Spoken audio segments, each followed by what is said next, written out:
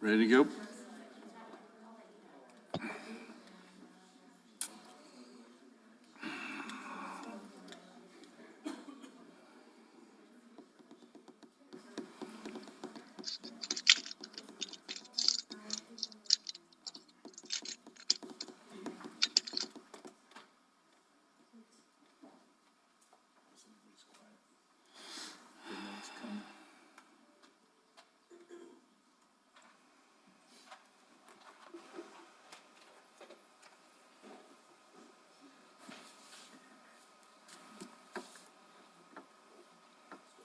Is this how your classes always are, Ms. Overview?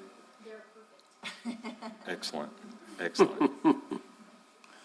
So watch the cameras, guys. When you see the red light come on, then you know it's filming.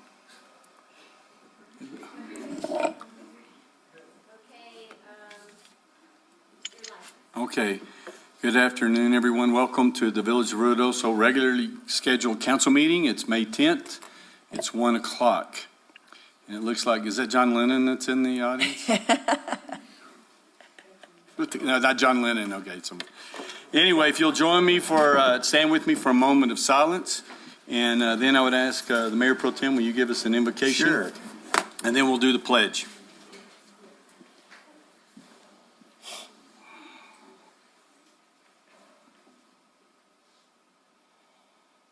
Our Heavenly Father, we come to you this day in awe of all your benefits that you provide, safety for all, provision for all, and protection.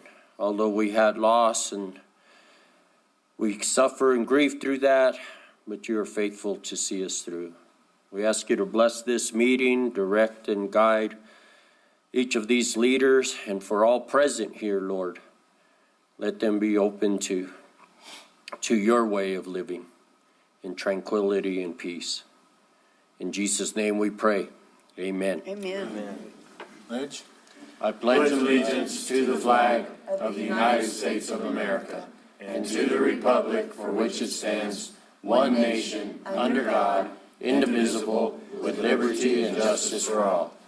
I salute the flag of the state of New Mexico, the Zeta symbol of perfect friendships among united cultures.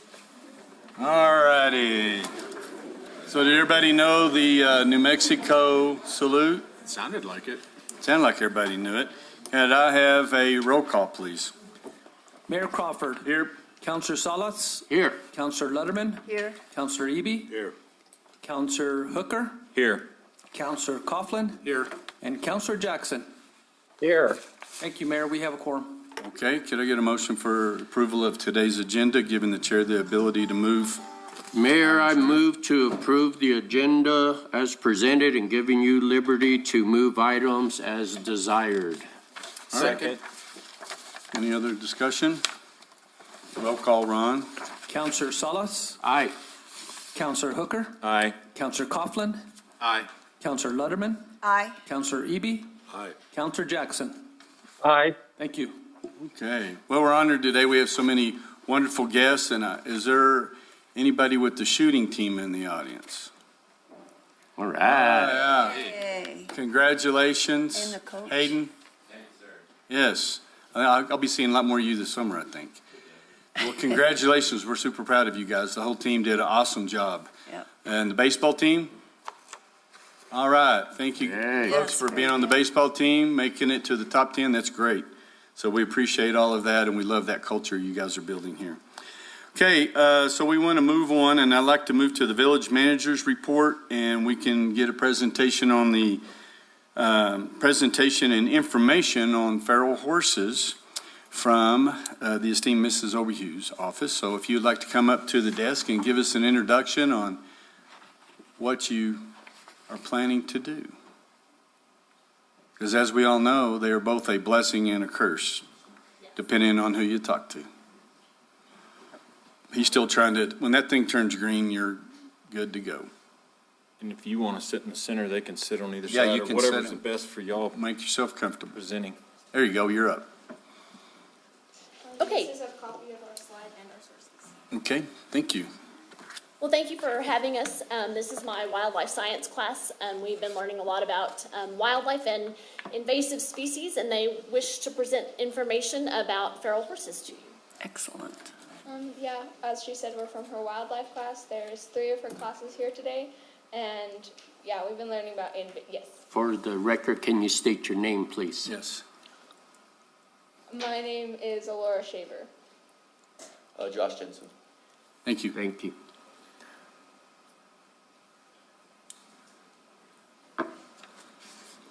We're going to start off with an introduction and information overview on invasive species, information and examples, feral definition and examples, history of horses in North America, and history of horses here in Lincoln County. And then we'll move on to the impacts of the feral horses' reproductive rates, expected and possible environmental impacts on the ecosystem, impacts of feral horses on native wildlife, and disease transfer. Lastly, we will cover some legal information, such as the wild horse statutes here in New Mexico, jurisdiction-related wild horses, injunction details out to wild horses in Lincoln County group, and possible legal citations. And just to start off, we do not condone the mistreatment of the feral horses. We're presenting scientific information for the purpose of education. Okay. So, invasive species definition, as per this executive order, invasive species are defined as non-native or alien to the ecosystem under consideration, and whose introduction causes or is likely to cause economic or environmental harm or harm to human health. And then, yes, our sources are here, like on the bottom of the slides, so if you are curious. Our first example here is salt cedar. They consume a lot of water, up to 200 gallons per day, and that is an issue here in our dry climate. And they also excrete salt, which is scattered across the ground, which makes it very difficult for other plants to live nearby. And they are here by Meacham Drive, so you can see them here. Another example that most people are not aware of is domestic cats. They are very good hunters, and all of them will hunt given the opportunity. They kill between 1.3 and 4 billion birds per year, and 6.3 to 22.3 billion small animals per year in the United States. And they can carry a number of diseases from rabies to toxoplasmosis. Another one that is pretty evident around here is the musk thistle. They replace much of the native grasses, and they can push native grasses out. Cattle, elk, and deer are unable to graze in an area with thistles, so other pasture land is often overgrazed, and the village of Ruidoso has an ordinance. I'm sure you guys know. So the feral definition means to be in a wild state, especially after escaping captivity or domestication. Some examples of feral animals include feral hogs, which aren't really evident here in New Mexico as much, but they cause major issues in Texas, and because they cause serious damage to agriculture.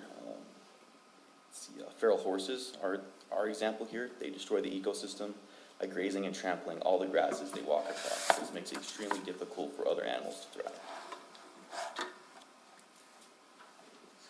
History of horses here in North America is that they were first brought in the 1500s by Spanish explorers. Some had escaped, became feral horses in the wild. In the 19th century, there were estimated to be around 2 million horses roaming the American plains. In 1971, the population dropped to 17,000, and the horses received federal protection under the Wild Free Roaming Horses and Burros Act. Now that horses were protected, they were damaging the land, and ranchers struggled to use subsidized grazing methods for the cattle. There was no grass to graze. By 1976, the Bureau of Land Management created the Adopt a Horse program, which has held and adopted over 200,000 feral horses since then. 2001, the feral horse population was estimated at 33,000. Today, the wild horse and burro population under management of BLM has exceeded 82,000 as of March 1st, 2022. Here in Lincoln County and Ruidoso, people released excess unwanted horses, and some escaped to the wild. In Ruidoso and Alto areas, there are approximately 100 feral horses roaming in about 3 herds of horses, and we cannot get an exact number for that. Feral horses' reproductive rates. The reproduction of horses and burros can increase rapidly. The population can double in size every 4 to 5 years. In an 8-year study was done from 1975 to 1982. They examined the rate and percentage of lives and deaths of horses. There was a 90% increase of horse numbers over the 8-year study. If the Ruidoso and Alto herds double in size every 4 years, as they are predicted to, by 2026, we'll have 200 horses, and by 2030, we'll have approximately 400 horses. Expected/possible environmental impacts of the horses on the ecosystem is that the feral horses reduce the biodiversity of the environment. Feral horses increase the soil erosion, especially in newly burned areas with little grass cover like just now around the high school. And feral horses compete for the natural resources, causing our native wildlife to leave the area. The impact of the feral horses on native wildlife species. Feral horses have no natural predators, and there is nothing to keep their population from growing unchecked. Deer and elk have natural predators and are additionally managed through hunting programs. Other impacts of feral horses to consider are that feral horses are not vaccinated or otherwise cared for, which can cause needless suffering of the horses. Horse owners are concerned about disease transfer to personal horses. And disease impacts of the feral horses to consider are humans can contract the following diseases through direct contact with the horses or accidental contact with their fecal matter where people frequent, such as the soccer fields. Ringworm and MRSA are some that you can get just by touching the horses, and by accidental contact with their fecal matter, you can get any of the others, which cause vomiting, diarrhea, all sorts of things. Jurisdiction related to feral horses. The New Mexico Game and Fish Department does not have jurisdiction over the horses because they're not considered wildlife in the United States. The New Mexico Livestock Commission, however, has jurisdiction of livestock and stray livestock. However, Judge Daniel Bryant ordered an injunction on the Livestock Commission to return all wild horses, meaning any horse unbranded and unclaimed, to Alto. Judge Bryant's opinion is that the Lincoln County horse herd is mixed with wild horses. This means that they are unrelated to the horse of the state's livestock industry and do not follow the same rules. We understand that the judge's ruling is under appeal, but could not find confirming information. According to Troy Patterson of the New Mexico Livestock Commission, currently the feral horses in Lincoln County are unmanaged and under no legal jurisdiction in a sort of no man's land. Applicable New Mexico legislation. Since the feral horses are legally in no man's land, the only legislation we could find that applies to the horses in Lincoln County is the New Mexico Cruelty to Animals statute in Chapter 30 of the New Mexico Criminal Code. Cruelty to animals consists of a person negligently mistreating, injuring, killing without lawful justification, or tormenting an animal, or abandoning or failing to provide necessary sustenance to an animal under that person's custody or control. As used in the subsection B of this section, lawful justification means humanely destroying a sick or injured animal or protecting a person or animal from death or injury due to an attack by another animal. The Alto Wild Horses of Lincoln County Facebook group. The horses are a beloved animal to them. They love them very much, and the local face group has about 800 members, and they have huge public support for the herds of Lincoln County. In conclusion, we acknowledge the fact that the feral horses are a tourist attraction, and we are a tourist town, and they have cultural value. We also acknowledge that they are harmful to the environment as an invasive species and pose a possible risk to human health through direct contact, fecal contamination, and aggressive animal behavior during breeding. That was our presentation, and we turn it over to you for questions or comments. Okay, who wants to ask a question first? Anybody but you. I was waiting for her to list off all those diseases. I tried during class today, it didn't go well. Yeah, I looked at it. I'm like you. I'll just pass that on, let you read it first. So I noticed on the very beginning you call them feral horses. So there's been a big argument here, are they wild or feral? And according to Judge Bryant, he says basically they're wild. If they're feral, they're with them, they're wild. So was that, from the very onset, was that the purpose of your presentation, is to distinguish them as feral or as wild? I think from the beginning, we had already distinguished them as feral, and we didn't really have discussion about whether they were or were not. Okay. Well, you're correct on that. Yeah.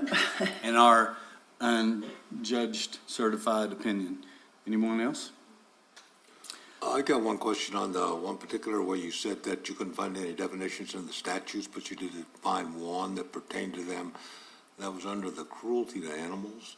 And that second bullet point that you mentioned was that you mentioned inhumane and essentially not taking care of them. So how does that fall underneath that, the horses underneath that particular statute as, say, cruelty to animals by not providing? Does that mean, and maybe the attorney can help out a little, does that mean that people have an obligation to take care of them? It says it's under a person's custody or control, so since they are under nobody's custody or control, nobody has an obligation to take care of them necessarily. Mayor. Good point, yes, ma'am.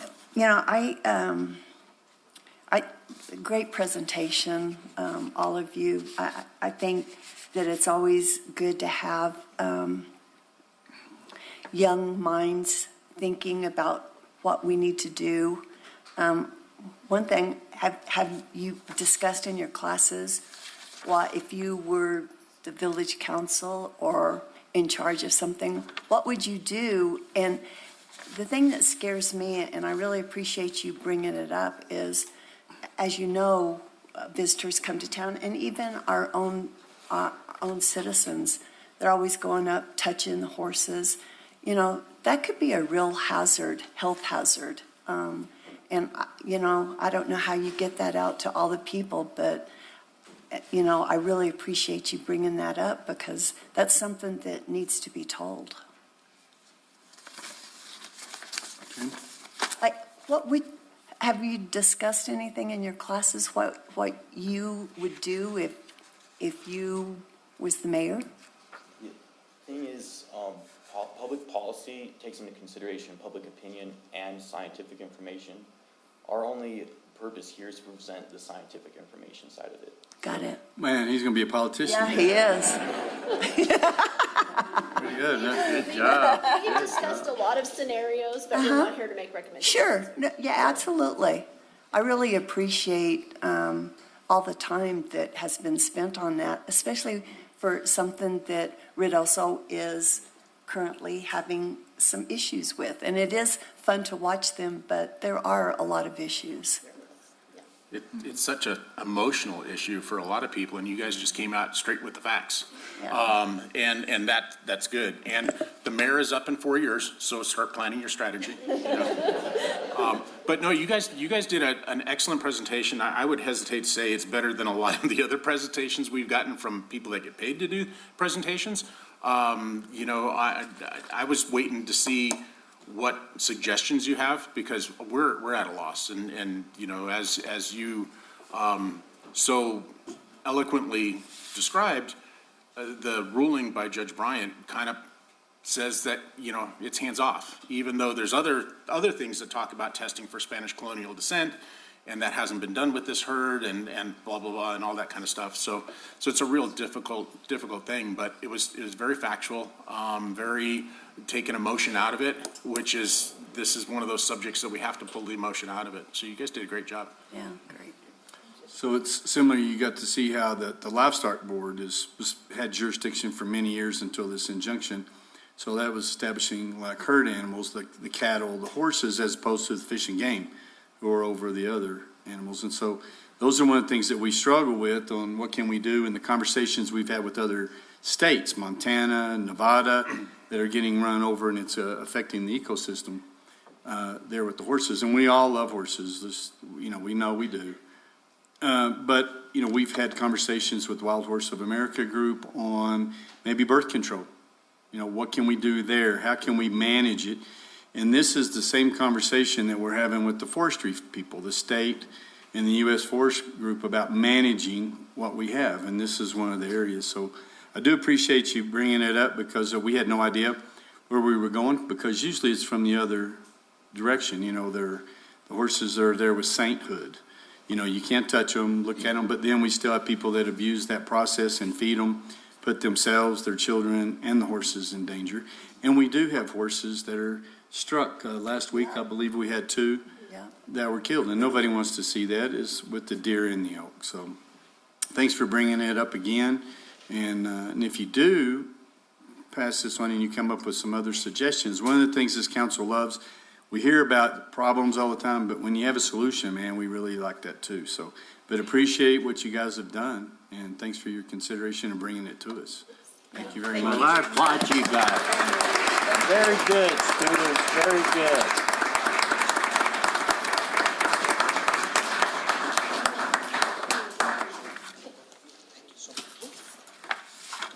Did you guys get a grade for this? Yeah, we did. What was it? Do you mind if I ask? Nice. So you don't know yet? You don't know. You don't know the grade. Do you Very need some good. influence on your grade? 50 points of our final. Okay. Very And nice. some of my students, I had about 10 students that chose to take that other 50% of the final as a written essay, and these are the ones that chose to come and help put the presentation together. Nice. Good job. Good job. All right, thank you very much. Thank you. So, Mayor, could I ask one more question? Yes, go ahead before they leave. Okay, before you leave there, that's a great presentation, and thank you for putting that together. But I think one of the major points that you made in that is that these horses are in a no man's land. So have you ever thought about the next step possibly of going forward to try to meet with some different legislators and craft some sort of legislation that would put them under the purview of either Game and Fish and the Livestock Board? Because I think that's really a key element that is lacking, that nobody has any authority over them. So with that, there is no jurisdiction and nothing that can be done. But many times legislators will listen to younger people quicker than they will older folks. We would be willing to work with as many people as possible to help do that. Okay, great. I'll talk to some people. Another politician right there. So. There it is, yes. Field trip to Santa Fe. Thank you. Okay, if we can move back to consent regular items, we'll get those knocked out, and then we'll have time for these folks to exit and the other folks to come in. But thank you guys again, and real proud of the sports teams, the shooting team, and that was amazing. They just took state and everything. Okay, consent regular items, approval of governing body minutes, April 12th, 2022 regular meeting, April 19th, 2022 reconvened regular meeting. That was the one that was postponed by the fire. April 12th, 2022 emergency meeting. April 28th, 2022 special meeting. Item number 2, approval of the first renewal agreement with High Mountain Concessionaire LLC to operate concessions at Alto Lake. Item number 3, approval of incentive pay for identified department safety liaisons for the safety program. Item number 4 is approval of second renewal agreement, IFB number 2016-004B with Sierra Contracting, Inc. for vegetative waste disposal. Item number 5, approval of ratification of change order number 3 with General Hydronics LLC for the Town and Country project, requesting an extension of 49 calendar days to May 23rd, 2022. Item number 6 is approval of authorization from the New Mexico Department of Finance and Administration, Local Government Division, authorizing GoSerco, Inc. for the time and materials to move current dispatch recording equipment from the Ruidoso Police Department to the Consolidated Dispatch Center, which will be located at the Horton Complex in the amount not to exceed $2,108.00, including gross receipts tax. Item number 7 is approval of authorization for the New Mexico Department of Finance and Administration Local Government Division, authorizing Russ Bassett Corp. To deliver and install 6 console positions at the Horton Complex in the amount not to exceed $177,747.00, including gross receipts tax. Item number 8. Approval of authorization from the New Mexico Department of Finance and Administration, Local Government Division, authorizing Converge 1 to move 911 equipment from the Ruidoso Police Department to the Consolidated Dispatch Center located at the Horton Complex, and for the 911 expansion at the Consolidated Dispatch Center, which will be located at the Horton Complex, in an amount not to exceed $104,150, no cents, including gross receipts tax. Item number 9, approval of second renewal agreement between the Village of Ruidoso and Hanson Consulting for professional services for the Lincoln County DWI Grant Program. Item number 10, approval of memorandum of understanding, MOU, between the Village of Ruidoso, Sierra Blanca Regional Airport, and the Department of the Interior Bureau of Land Management, BLM, for waterline relocation. Item number 11 is approval of adoption of Resolution 2022-18, adopting a revised travel policies and procedures manual, providing for the repeal of prior resolutions and written travel policies and procedures, and an effective date. I make a motion that we approve the consent regular items as read. Second? Okay, is there any final discussion? Roll call, Ron. Counselor Hooker, Aye. Counselor Lutterman, Aye. Counselor Eby, Aye. Counselor Salas, Aye. Counselor Coughlin, Aye. Counselor Jackson. Aye. Thank you. All right, thank you, everyone. Now we'll move on to the public input. You know, some of these people might not have had a chance to sign. The rule's a rule. They went out. Oh, did you? Yeah, they have to be signed in Okay. by one. Public input is limited up to, you get 5 minutes apiece to discuss what you want to discuss. Be respectful, state your name, and, if you live in the village or in the county or in another state. Okay, And I'll give you a 2-minute warning. Mayor Pro Tem has the clock. First one, Scott Maynard. And then you can just touch that. Scott, the little. Touch it. Oh, there it went. He just turned it on. Okay. Okay. My name's Scott Maynard. I've been here over 20 years, and I live off Ski Run Road. That's considered county. One thing I'd like to hit on is like the public input statements, just like this. They're at the very beginning of the meeting, and there are statements in the first hour of meeting discussing consent of the regular items that have already been approved. This needs to be changed where it's on the back end. It should be after the regular items so we have a chance to listen and respond to certain things. Just like they just spoke about the feral horses. Well, if I had to speak before them, I couldn't comment on something they commented on. Like, for instance, whatever, it doesn't matter. But so like the regular meeting hearings are the things we're going to talk about. We've already approved the agenda for the regular items. I keep saying regular meeting. I mean regular items. So they're already approved. So now I get to talk, but then we have the regular items coming up, and there's things that I want to talk about. But I can't discuss those things, and I might be able to have a very good valid point on like a discussion of a possible action charge with the White Sands Construction Company, okay? Well, if I have to talk before, I can't make a comment on that. See what I'm saying? Where that way, there might be somebody that wants to make a comment and maybe help the board because they might have good input on one of these regular items. But if I have to talk before the regular item, it's kind of invalid because by the next meeting they're going to be approved like the ones that were just approved today. So that was kind of my first deal. The second thing is basically the Village of Ruidoso Comprehension Plan, which came out 2 or 3 years ago. And the biggest thing in that plan was what scares you the most. And there are a lot of you were at that Village Comprehension Plan. Well, the biggest overview that I thought that came out of it, number one thing when we went into our small groups was fire breaks, thinning our village, We're way overgrown. The winds are a factor here, power lines. This is from 3 years ago, my notes. Windstorms, trees must be cut back from the power lines. Fire hazards, power lines, cleanup, limbs overhanging them.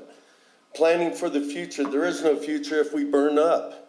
We must thin our village, keep trees away from the power lines. Thin our place. I mean, I'm just, this was stuff, and I went back, I found a 2010 statement. 2 minutes. I saw a 2010 statement where we were talking about the same thing, thinning our village. And what I've seen the last 10 years, I don't know if we've done anything. I know White Mountain down here, it's clear, it's open. We only have 2 residential neighborhoods that aren't threatened by anything. I went into Pagosa this weekend, and I was just like amazed. I drove through town, and their city, their main area, it's cut back like 4 football fields. We go down Suttereth Meacham, man, we got a forest coming right down in there. Why can't we cut it back 100 yards, 200 yards? And I talked to a counselor there. He's been there 35 years, a realtor. I go, what was the biggest thing that you see in your village that you did? He goes, our mitigation, our thinning process. And that was his deal. We haven't had fires, and we don't lose structures or buildings because we mitigated. And they could have started it 40 years ago. I don't know. But we need to start, and I think we all know. And I was supposed to be on the docket to speak last week, and I just pulled my name off because all the winds, and I'm like, okay, I don't want to talk about this now. And it's sad because it happened. And we know, it's not when, we know it's going to happen again. And we need to just take precautions, whether we have to do mandates. Hey, we'll give you a year. My property, my house is on 2.5 acres. I had over 1,000 trees. I went in there and counted this week. I got 75 trees on 2.5 acres. I got defensible space. Okay? What can we do to manage and to help the rest of our village? Because, I want to be here. And I don't want to see it go. And if we could start planning now or get some things done, grants. There's billions of dollars of grants in the New Mexico Fund where we can get money. We just got to go after it. Thank you, Scott. Okay, thanks. Okay, and hopefully you'll stick around. You'll get some of those answers probably in some of the things we're working on. Mr. Tom Hines. Am I allowed to bring others up even though they didn't sign in? Well, I mean,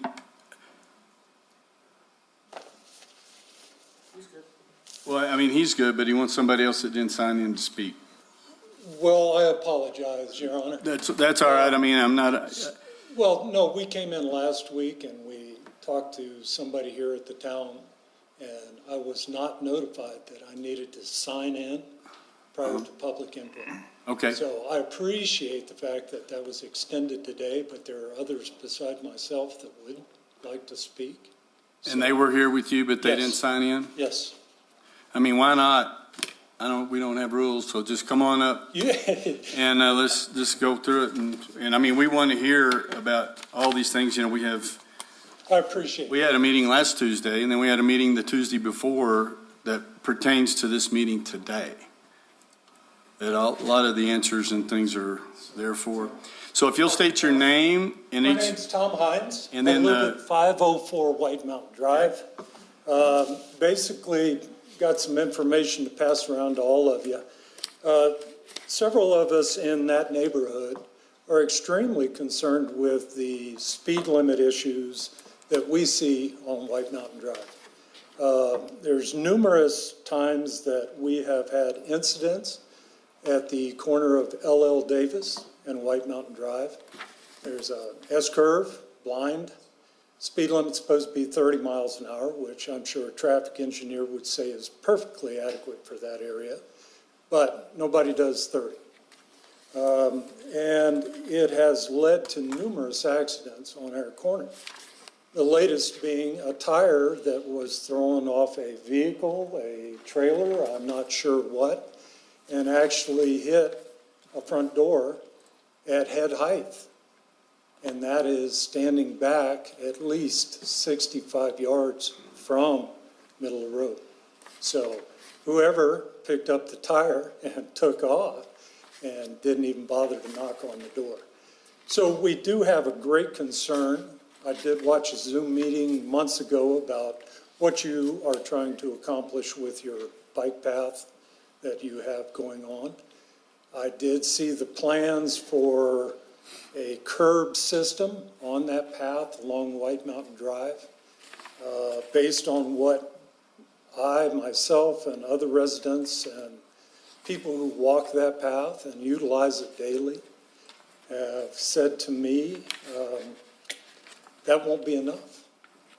I see people do 50, 55, maybe even greater. I don't have a radar gun. That's all supposition, but based on some of the accidents that we've had, and you can read through and look at some of those pictures, they weren't doing 30 miles an hour. It's a great concern. This morning I was out in the front yard. I watched a group of school kids on a field trip to somewhere walking down that path. There was 35 kids on that path. What do you have to protect them? Pylons.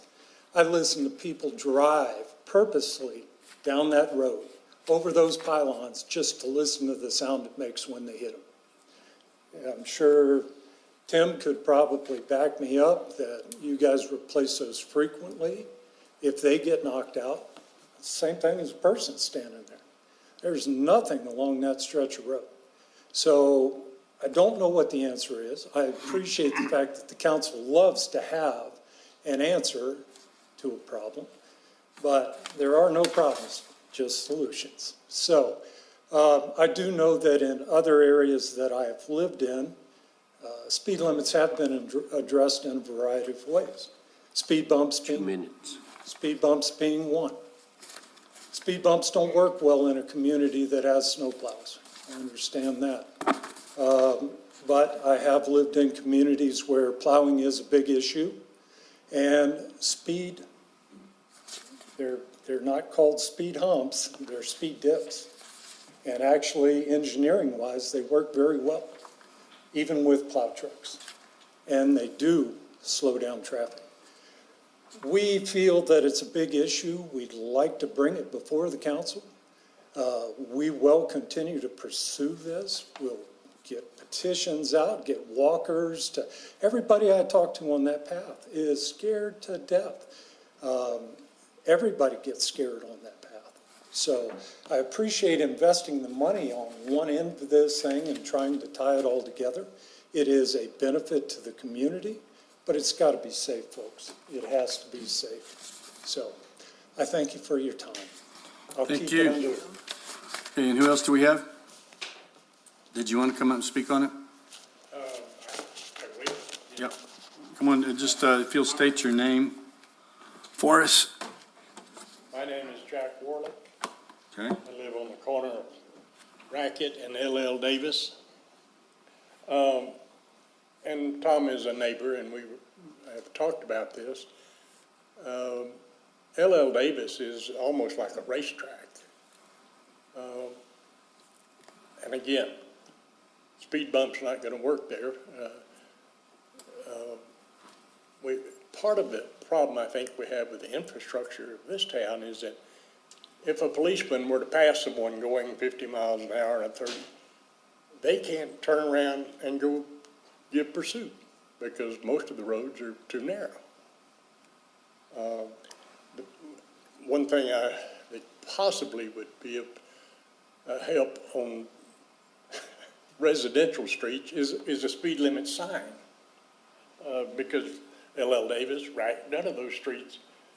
Jack Little has a sign, a speed limit sign of 25, which might as well not be there.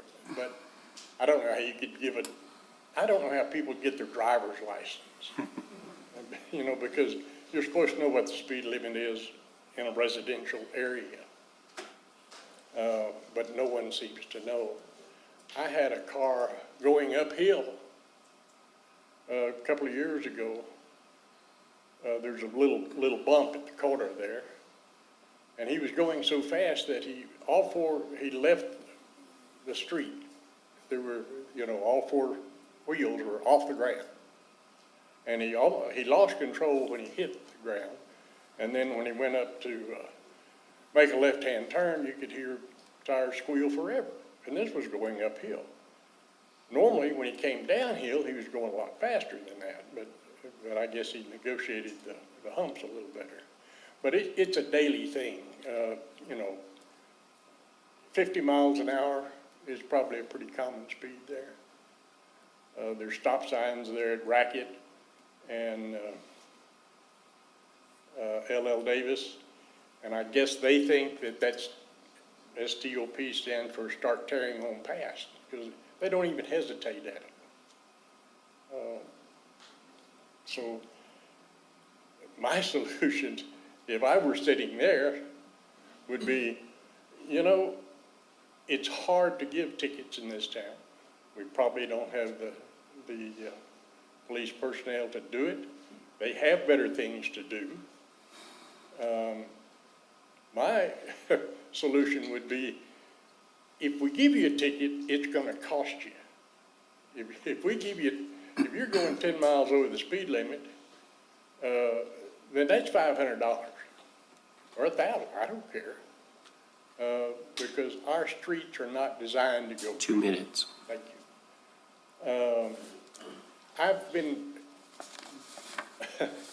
I try to drive about 5 miles over the speed limit. If it's 30, I try to drive about 35. That way, maybe they won't honk at me, and follow right up behind me. But I've been passed on Paradise Canyon. I've been passed on Gavilan Canyon. And, they just laugh at you when they go by. So somehow, I think we're, I don't know what our, stats are as to how many car wrecks we have a day or a week or a month or anything. But it didn't used to be this way. And I think it's part of the attitude that was given to us by we won't name the party, that they thumb their noses at the police and so forth. But somehow we've got to get that back to where people will listen. If a policeman says, you're going too fast, slow it down. Maybe they would pay attention. And it may take $500 fines to do it. And that's all I've got to say. Okay, thank you. Jack? Mr. Crowell? Yes? There was one other resident that wanted to speak as well. Okay. On the same topic? Yes, sir. Okay. Right there. And just state your name, please, sir. Joe Buchanan.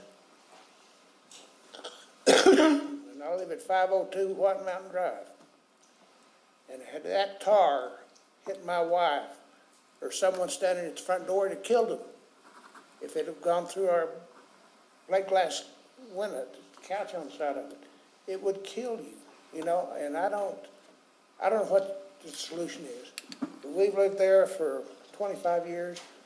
I've had pickups too fast on that curve, end up on the side in my driveway. I've had 5 cars go across my lawn and to the neighbor's yard. It's a dangerous area right in there, and I don't know what the answer is. But I appreciate you considering that something needs to be done. Thank you. Thank you.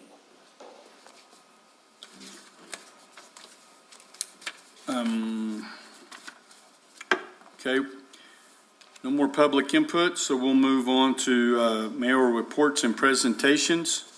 And I'll just say about that is the way this is all set up is it's hard to comment back and forth to the things that have been said.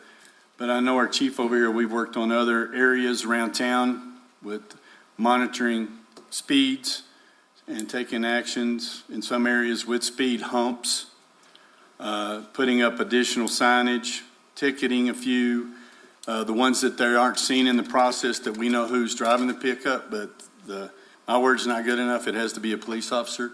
We have reached out to parents and talked to those folks. So we deal with this issue with feeding the horses, the animals, that people don't listen a lot of times. And so you do have to make it, sometimes it sounds punitive with the amount of fines, the dollar amounts. And so that seems to be an area that we're being pushed more in to do, which none of us like that deal, but, you know, people do have to learn. Well, we appreciate that, and we certainly would accept any solution at this point, whether that be through fines, whether that be some sort of a physical solution. There used to be a yield sign that was on that corner because of that blind curve. For all the people that live in our neighborhood that utilize that walk path and have to cross White Mountain Drive. Well, in the photos you'll see there, that yield sign got taken out, never to be replaced. I've been passed in that school zone numerous times. People riding my bumper, honking at me in the school zone. I'm following the law, 15 miles an hour. And to get past is just deplorable. And it's not Texas tags doing it. Yeah. So, And I understand, and I need to really, I'm supposed to stick to the rules so that we don't get any of these things, but I do understand what you say, because I live on Jack Little, and we do have this from time to time in different parts of town, and it is an issue for sure. So the chief will be visiting on that. We'll add it to the list for sure. Okay, introduction of new Village of Ruidos employees and promotions. And this is always a good thing when we get to promote people from within, and then when we get new employees, because I don't know if y'all are having the same experiences that we're having, but it's getting harder and harder to get employees, and especially the good ones. So we feel very fortunate. We have Francisco Villalobos. He's in Water Distribution Department.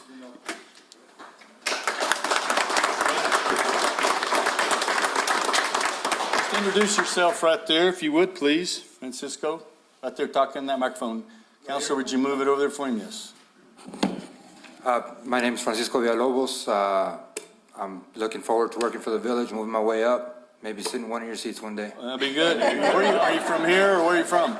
No, sir, I'm originally from El Paso. I've been here for about 6 years. I used to be the former postmaster here. Okay.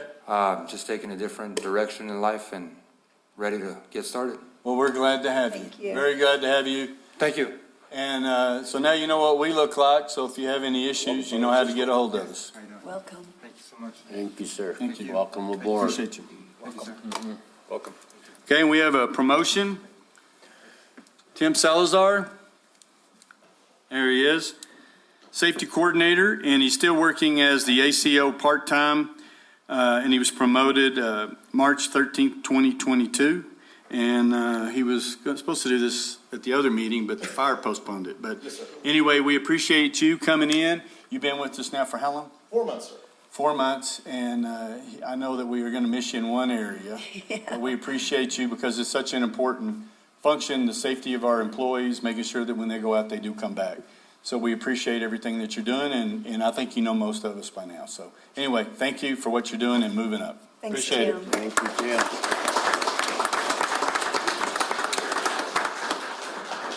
Congratulations. Thanks, appreciate it. Sir. Thank you very much. Yeah, he's still doing code enforcement too. So feeding the horses and all that other stuff, yeah. She knows that too much, Mary. Sean Keller was promoted to fire lieutenant effective April 10th. Congratulations.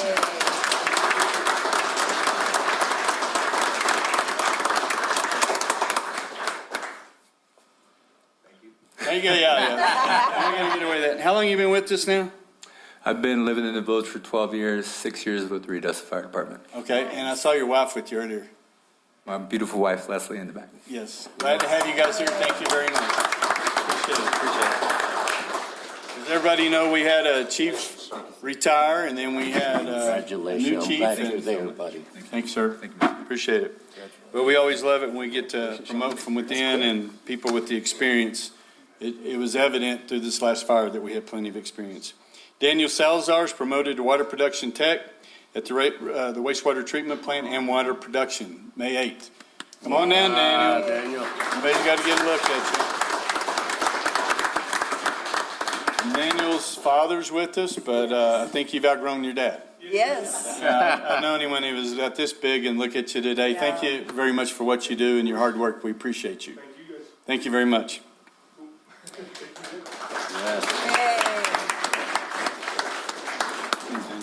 Thank you, sir. Congratulations.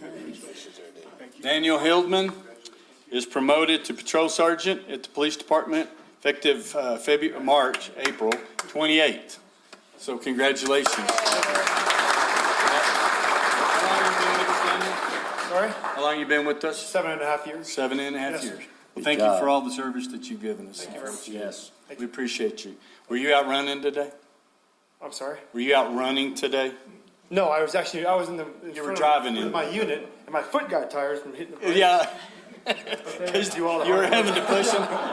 You were trying to draft off of them, and it just We started at 5 miles per hour, got down to about 1 mile per hour. Yeah. On Highway 70 going up the hill. Yeah, I saw them going up the hill. They were chugging it pretty hard. So thank you for everything you do. Appreciate you. Thank you.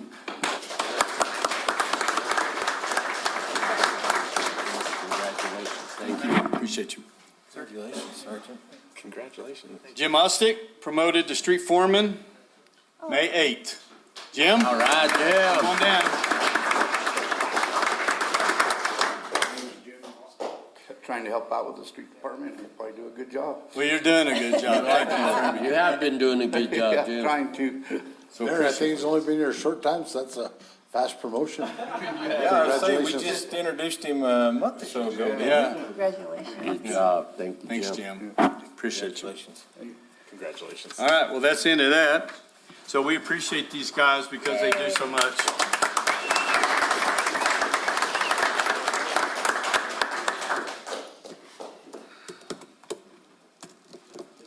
Okay. And we have a proclamation. We're very proud of this young lady.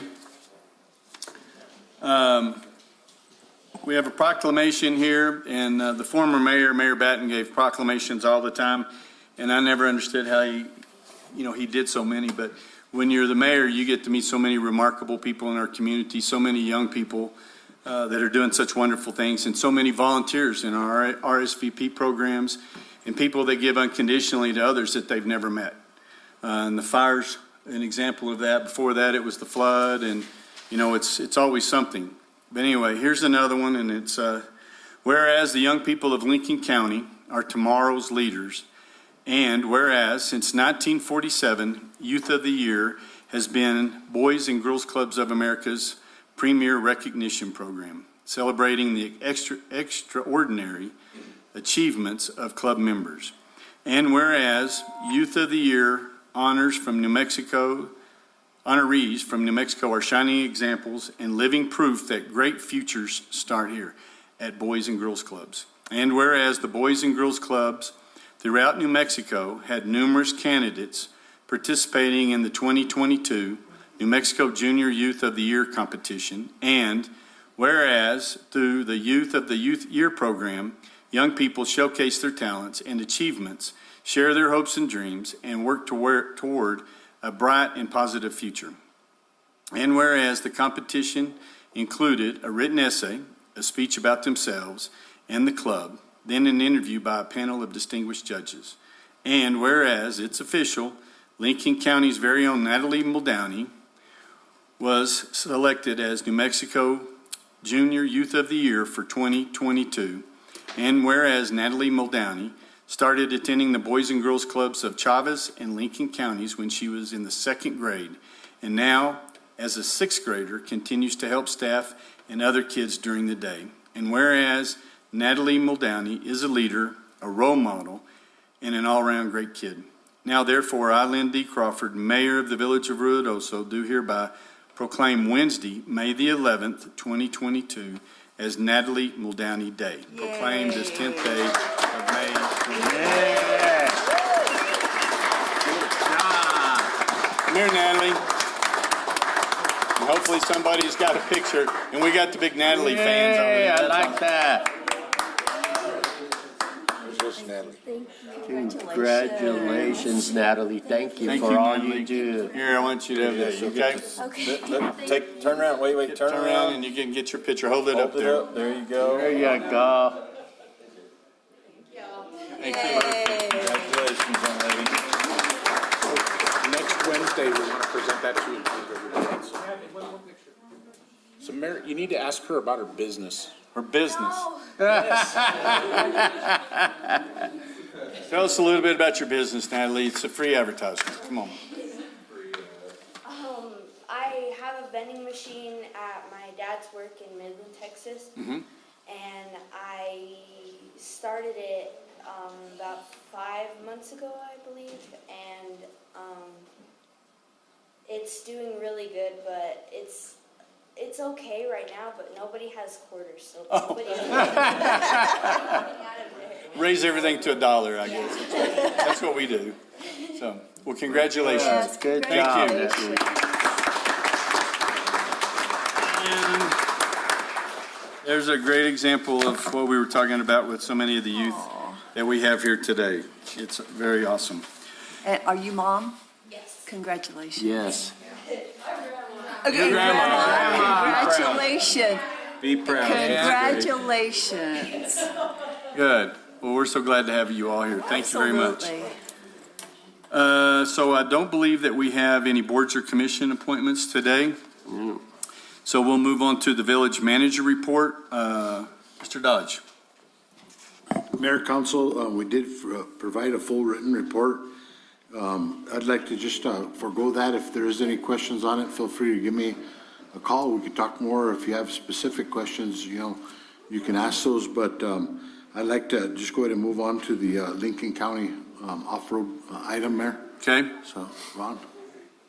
Mayor Crawford, members of the council, I did visit with Ira Pearson, the county manager, just a few minutes ago at a prior meeting, and currently the Lincoln County, they were approved to have the state calls it ROV, but it's the OHV designation.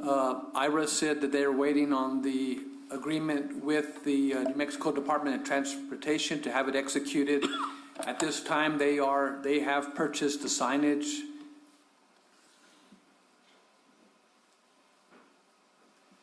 The required signage by the New Mexico Department of Transportation. We have those the signs placed at different locations within Sudworth and Meacham.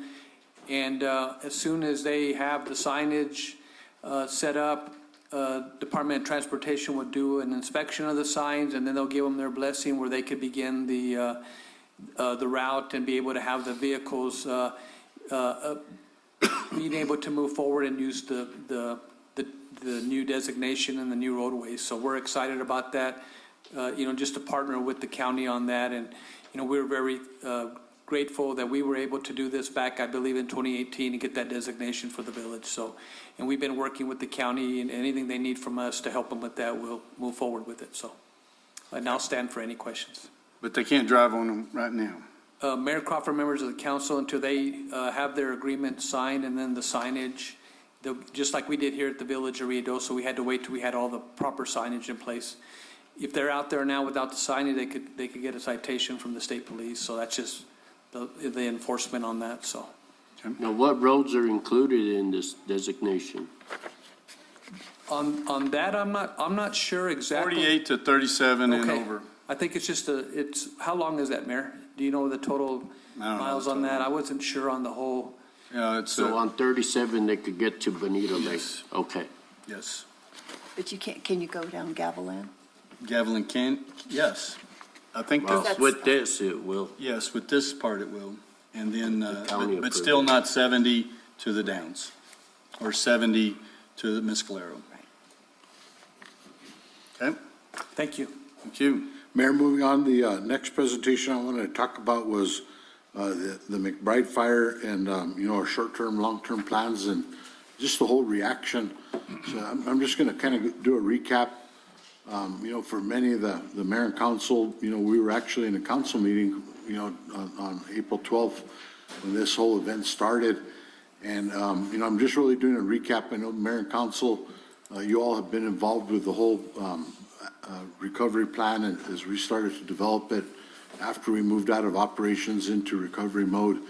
But just for the general public, I wanted to kind of give an overview. Immediately on April 12th, it was during the meeting, a lot of the directors were in here. They immediately started responding and we sent them out to start responding to the incident as it was unfolding. They immediately went and set up the Emergency Operations Center, and the fire responders started going out to the scene as well as the PD and a lot of their officers. We're pretty fortunate, I believe, to have the two groups of state police in town during that event that were responded immediately and were able to help us out. So, the McBride fire has been considered a disaster, both by the state and now, we've got a presidential disaster declaration. And, that opens up doors for other types of funds coming in. But immediately, I like the way that the governing body reacted and did what they were supposed to. And that's, getting together, setting that emergency meeting, and then doing an emergency declaration to provide resources to the staff and the emergency responders of the village of Ruidoso. So the operation plan and the Emergency Operations Center was set up the second day after that occurred, which would have been on the 13th. And the document that I provided for you, it's still a working document. That's what we have it called. It's called a draft. As soon as we're complete with it, we do intend to publish it and put it online so that people can see exactly how we responded. But, right away, we went into an operation mode. And pretty quickly, it became a joint jurisdiction. So JW from the forestry took over the incident, and he was incident commander for that first response time and worked directly with our fire chief, Thedford, that was in charge of the incident at the time. The incident command center set up just like the way they should have. And Joe Kay was the emergency manager at the time, and he was running the emergency operations center. We had our PIOs on scene. Ron served as the liaison within the center. We had our operations, logistics, planning, and finance section set up immediately. And, I was very pleased with the cooperation of all the directors that worked in those various functions. They transitioned from the regular positions into emergency management mode. And a lot of these type of things, as it occurs, Mayor, the general public doesn't see a lot of that reaction that's happening. They see the operational side, what's happening out on the street, but all the, everything that's occurring behind the scenes, oftentimes they don't see that. So I just want to thank the directors for everything that they did. I know it was a long, 30 hours that we had that opened up in operational as the first responder. They went into unified command, and then it transitioned over when Dave Bell's team showed up on site. And I confirmed that it is a type 1 team. It's called Team 2. Oh, Team 2 of Incident 1, yeah. Yes. So they did show up on site, and very professional on how they came and just mobilized. They basically set up a community out there at the track within a matter of days and whatnot. A lot of the work that was happening in our planning section was to make sure that there was a clear transition as they came in, and we set contracts, first place agreements with the track and with other entities as we move forward. As they transitioned in, our operations started to contract, and it went down from fighting the fire more to be a resource. Can you back up just one moment? Because when the Incident 1 Type 2 team, Dave Bales, came in, one of the overwhelming statements that they kept making was about our first responders, about the village's defensible space ordinances that we have, that it was clear, like on Moon Mountain, on village property, where the fire moved quickly as it's supposed to move. And then when we got into other areas that hadn't been thinned, that they could see that's where we were having some of the hot spots, but that they really commended our local, the volunteer fire departments, the village of Ruidoso. I know that they were very impressed with the work that they did do. And he stated that many times. Yes. So, they did take over. It was a very clean and seamless transition as they took over. And then they did provide relief immediately, our guys needed to rest. They've been at it for, 32 hours as they worked on that transition. So they did come in, as they took over the incident, like I was saying earlier, our operations contracted, and then we started moving into post-recovery. Homeland Security did have an individual on site that was, monitoring a lot of our processes, and as we're going through them, our logistics continue to expand. We started receiving a lot of other materials coming in from different communities, and even from the community that just donations and whatnot. So that became a logistical issue that we had to address, and how we're going to store those. A lot of the churches and just different people stepped up to help receive those and then redistribute it. It was a great effort by the whole community. And, part of that was the donations coming in as well. Immediately people started, to want to make donations straight to the village. And we said, wait a minute, there was a foundation set up for that. There's actually a couple of charitable foundations in the community, so we got a hold of the chamber, and they helped organize that to make sure that, those donations were going into a charitable foundation that could go back and give to the individuals in need, and create a process of distributing those funds. The planning section at that time continued to work on the recovery plan, which this document, is in the planning section. They start to document everything that's occurring, and it's continuing to move forward. So I'm not going to go through every aspect of that, and I'm going to refer to the second to the last page here in a second. In the Emergency Operations Center as well, you have the finance section, and so all resources or processes in place, that all resources that are being expended by the village are being tracked. And every director, every employee, as they report into the emergency center or they report to one of the sections, all their resources from their time to equipment, all that's a tracking process that we have in place. When I talk about the recovery areas, and when you start to look at it, and there's a lot of ongoing areas in recovery, the way that the whole NIMS process breaks it down into recovery mode is into 4 areas, and that's on the second to last page. It gets into the individual area. That's, assessing the damage that was, recognized by the individuals. And then you got the public, you got the business sector, and then the focus on hazard mitigation. So on the individual, and I know Dina's here in the audience, they really stepped up. The Lincoln County Realtors Association, and started to help to identify, places, properties where short-term rentals or available long-term rentals are able to provide for the population. So thank you, Dina, and your organization for helping with that. But, there was, we went from having right about, I can't remember the total amount of people, but when we look at it, there was two areas that of people that have been displaced, the people that were evacuated, and then the people that were actually lost their homes. And, that's kind of how we broke it down. So immediately we placed accounts at all the different hotels. We took people from, Red Cross and made sure that they're going into more suitable housing situation. The governor's office did come back and say that they're going to cover those 14-day vouchers. So that was covered. The additional donations, from my understanding, were right about $200,000 of donations that were made to the Lincoln County Foundation. $100,000 yesterday. I was going to bring that up, and then that money was distributed, and then the mayor had a donor that came in with a $100,000 check yesterday to help refurbish some of that money that was doled out. So there's been a lot of effort, debris removal.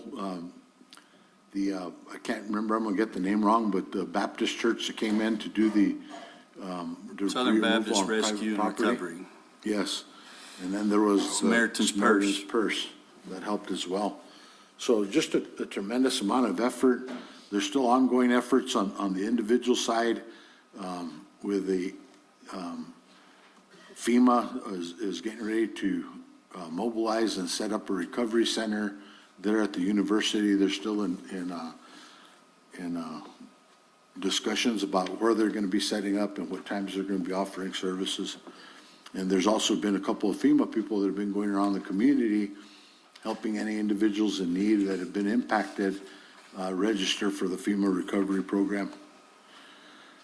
On the public side, Eric and Adam did have a meeting, and as well as Joe, with FEMA and Homeland Security this morning to talk about the public damage to our properties, and just that's very minimal in comparison to the other areas of individual and business that were impacted. That's not a big area that I'm too concerned with when we look at that public impact. On the business side, we have a list here of properties that we've identified that were actually business properties, and SBA is out at the university starting tomorrow, and they're going to be looking at low interest loans and things of that nature to help these people get back into business. And I'm going to ask Eric to come up to talk a little bit about the hazard mitigation, part of it, and what we're doing on those fronts. So there was a meeting last night that the Bear team did talk about some of their initial findings. So this time I'll go ahead and turn it over to Eric. Mayor Crawford, councilors, I'm Eric Boyda, the Water Resource Director. So the fire burned over multiple jurisdictions. So we had some fire in municipal limits in the county, and then also on the Forest Service and state trust land. So our post-fire response is looking at a multi-jurisdictional effort to deal with these post-fire impacts. And for those of you who aren't aware of post-fire impacts in a mountainous area, when we have forest fires, you'll sometimes have sterilization of soil when there's really high intensity burns, and so you can eliminate the seed bank and all the root system of grasses and other forbs. You could also have an increase in woody floatable debris, and you have less standing vegetation to hold back erosion. So typically for the first several years, up to 5 years, you'll have increased what's called debris flows. And so debris flows are where you get soot and ash and gravel and dirt and debris that flows down into the watershed and can cause complications with flooding. So not only do we stop a lot of the infiltration of water into the watershed, but we add in this debris flow. So we can expect more water flowing in Gavilan Canyon along with this debris. So it's going to take a multifaceted effort to address these hazards. So one of our cooperators is the Forest Service, and the Forest Service has kind of one of the most developed systems for burn response. So they have it's called the Bear team. It's the Burned Area Emergency Response. And so that's where they have multiple specialists dealing with hydrology and soils and wildlife and cultural resources, and they do an assessment of the burned area on Forest Service land. As a part of their process, they also develop burn severity maps and work with the USGS to develop debris flow models. So the Bear team will analyze the whole watershed and the whole burn scar at this high level, and then they'll actually go and do physical inspections on Forest Service only properties, and they'll develop a strategy of projects to try to help mitigate the impacts only on Forest Service land. So right now the Bear teams finished their report. They're waiting to get all the approvals before they can release it to the public. But given that it's taken this long for them to produce the report, I can pretty much guarantee that there's going to be projects recommended in there. So we don't know what those projects are, and the Forest Service can't release that until they get all the authorizations. But they'll be implementing some efforts on their properties. On state land. On Forest Service land. Forest Service land. Correct. So, because the fire wasn't just on Forest Service, it's also on village municipal limits in the county. There's other opportunities that we have as partners with the Forest Service to implement these type of measures for our private citizens and our properties. So one of those major programs was with the Natural Resources Conservation Service, the NRCS. They have the Emergency Watershed Protection Program, which is the same program that we utilized for the floods in July of 2021. And so right now the NRCS is conducting surveys on private lands and basically everything off of Forest Service land. And they'll be able to implement improvements based on that 25% match. So whatever the solution is, we'll need to find a 25% match. They'll pay for 75% of it. Some of the measures that will likely receive funding for is seeding in areas where there's where we lost that understory. They might look at some opportunities for contour felling. That's where if you've got a standing dead tree, you cut it down so that it's perpendicular to the flow of water, so it can slow down the water, and then also catch silt. They'll probably look at putting out wattles. So I can't remember how you described it on the radio show. The long socks. Big girls' pantyhose type Okay, yeah. stuff in it. Yeah, that's So there are those long tubes that are filled with either straw or hay or mulch, and those help slow down the water and encourage the silt to drop out. We'll also probably be looking at other measures, including getting some sediment tanks. So we'll have some pits that we'll potentially dig that when the silt comes in, the water will slow down. We'll have that silt and gravel deposit out, and then the cleaner water will go on. So it will require some maintenance for the next several years as the watershed starts stabilizing. And then we'll also look at some opportunities for debris racks and debris nets that will help catch the floatables, the logs, the burnt pieces of wood, all the debris that might flow down in some of these higher flows. Mayor, before we take any questions, the other part that I wanted to mention is that, we have had constant contact with the governor's office and several of the cabinet secretaries. When the governor was down here, she did say that she would have her cabinet in the community meeting. And, on May 5th, she did send out, I believe it was 14 departments that were represented. And it was a very good turnout there at the Convention Center. When we met with the governor's office, we talked to her about a recovery plan and, to move towards economic recovery for the whole community. There's 4 areas that we need to focus on: workforce housing, workforce childcare, workforce transportation, and then helping to get some of the people that are currently on unemployment or other social services back into the workforce. And, so those are the areas that were talked about. I know that there were several different agencies that were here that were able to meet with some of the displaced individuals and people that had received, damage from the fire event and whatnot. So, with that, Mayor, we'll stand for any questions. Well, one thing I want to ask is, I know we were at that meeting and they did bring all their cabinet members. They did set up tables around the convention center and had people working at the tables so the folks could come right up to them and say, this is what happened to me, what can you do? I just didn't see a lot of people. And I know we had a list that we got from the county because most of this burn area is in the county. Ours is just up there on McBride and Ridge line, and then it goes over into the county. So we reached out with the records that we got from the county, the people that were coming in to get assistance at the convention center the day of the fire and the days after. And we reached out with them through, I know people, because the hotels, the short-term rentals that had been changed over to long-term rentals. Everybody we had on our list received a call or an email or a text. We had staff that were actually reaching out on the business side. We had the chamber do a reach out to all the business people that were. And I saw more of the business people at the meeting last night.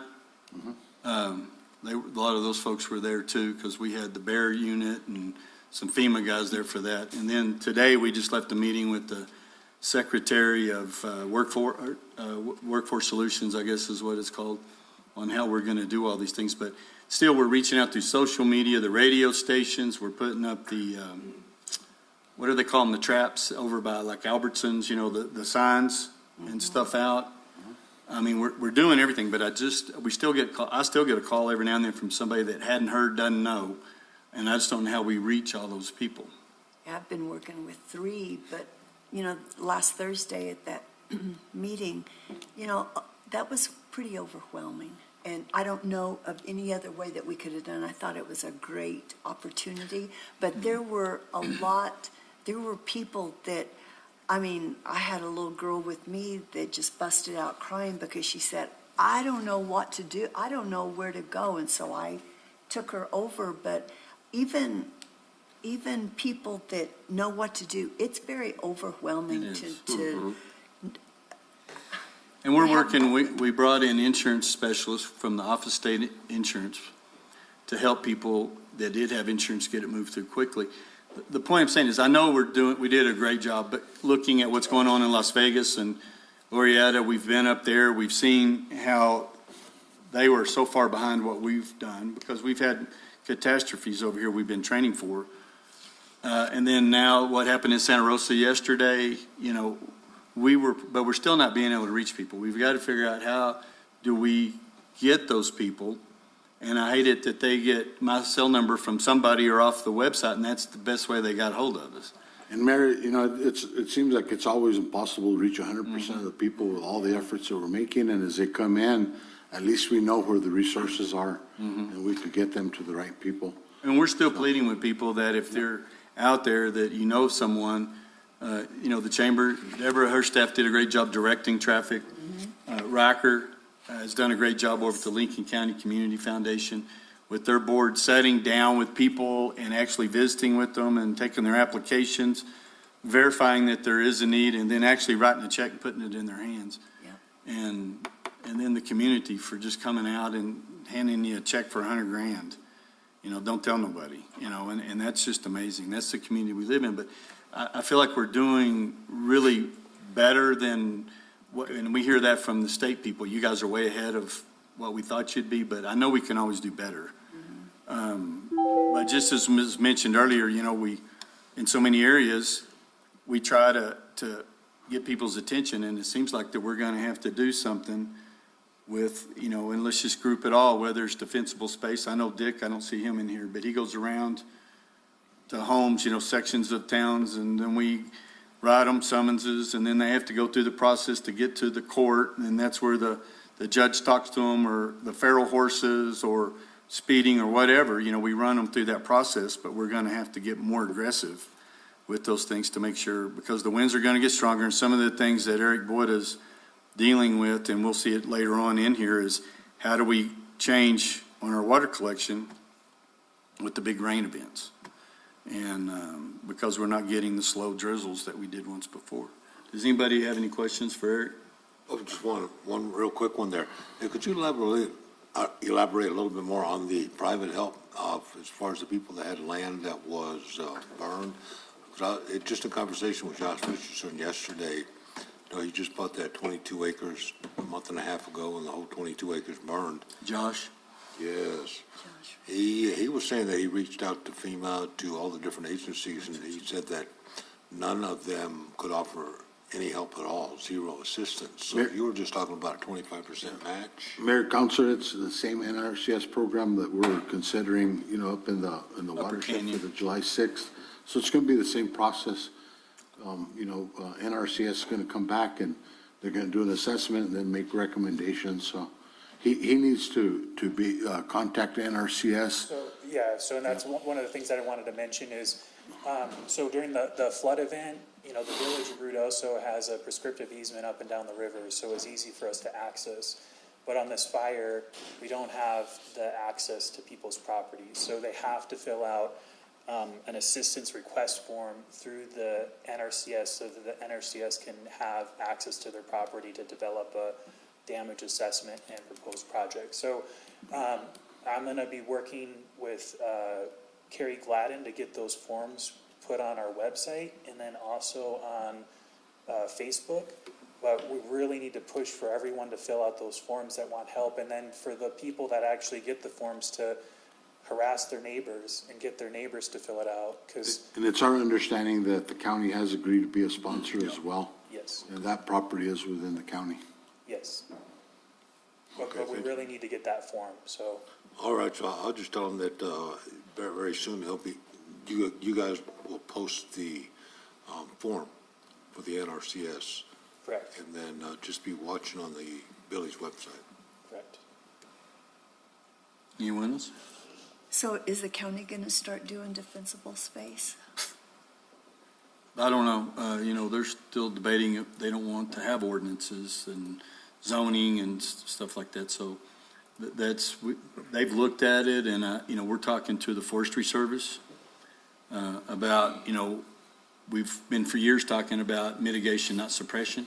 Right. And so now then, it's becoming very clear that the way the fires are doing and the drought patterns and all these things, that they have to come to terms with it. And so far, the Forestry Service, those that went out to Sawmill Canyon, there's a few of you in here that were there on, was that Saturday? Friday, where we opened up that trail. And if you walk back through that trail, they have areas back there that is what Camille called what right looks like. And it was a defensible space all back in there on that Forestry Service. But Mayor, just in regards to county, they've been excellent partners to this whole event.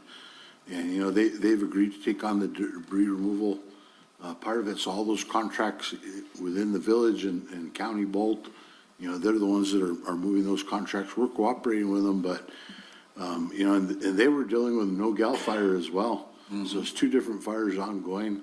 And, I just can't say enough for the cooperation that we've received from them. Yeah, their commission Yeah, and are showing I'm up. certainly not downgrading them. Where the fire started, thank goodness, it stayed on the ground. And so I think we did our part as far as the mitigation around our schools. Well, we can always certainly do better, but it's we all say we haven't seen the winds like we've seen them. So we know that things are changing. We know that we're going to have to start adapting to those things. Absolutely. And so it's going to be getting more, sometimes it takes us a while to get folks to court, that don't do the defensible space. And then we take them to the process of it, so. Right. Mayor, usually we're they'll going to come around. continue to populate this document, and we're going to put it online so that, people can have access to it.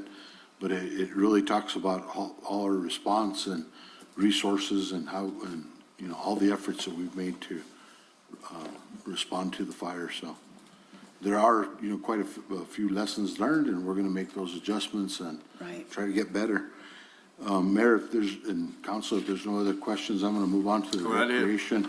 One of the things I want to highlight is, I think Rodney, you want to come up?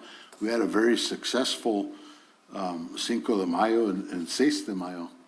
And, we had little Joe and La Familia with some flocorico dancers and mariachis. And then on Friday, we had, again, mariachis, flocorico dancers, and Ruben Ramos that came in. And we ended up... Negro. El Gato Negro. And on Friday night, we didn't have as many VIP tickets sell, but we did have a good attendance on both nights.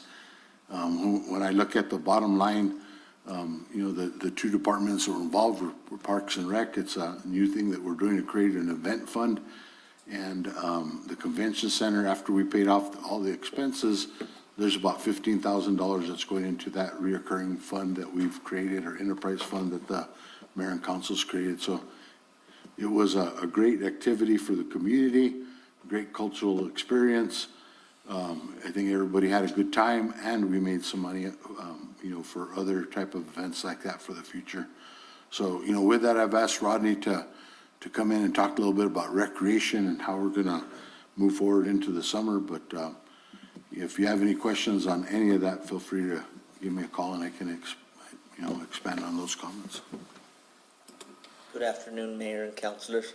As Manager Dodge mentioned, we have a lot of events planned for, the upcoming summer. It's going to be extremely busy.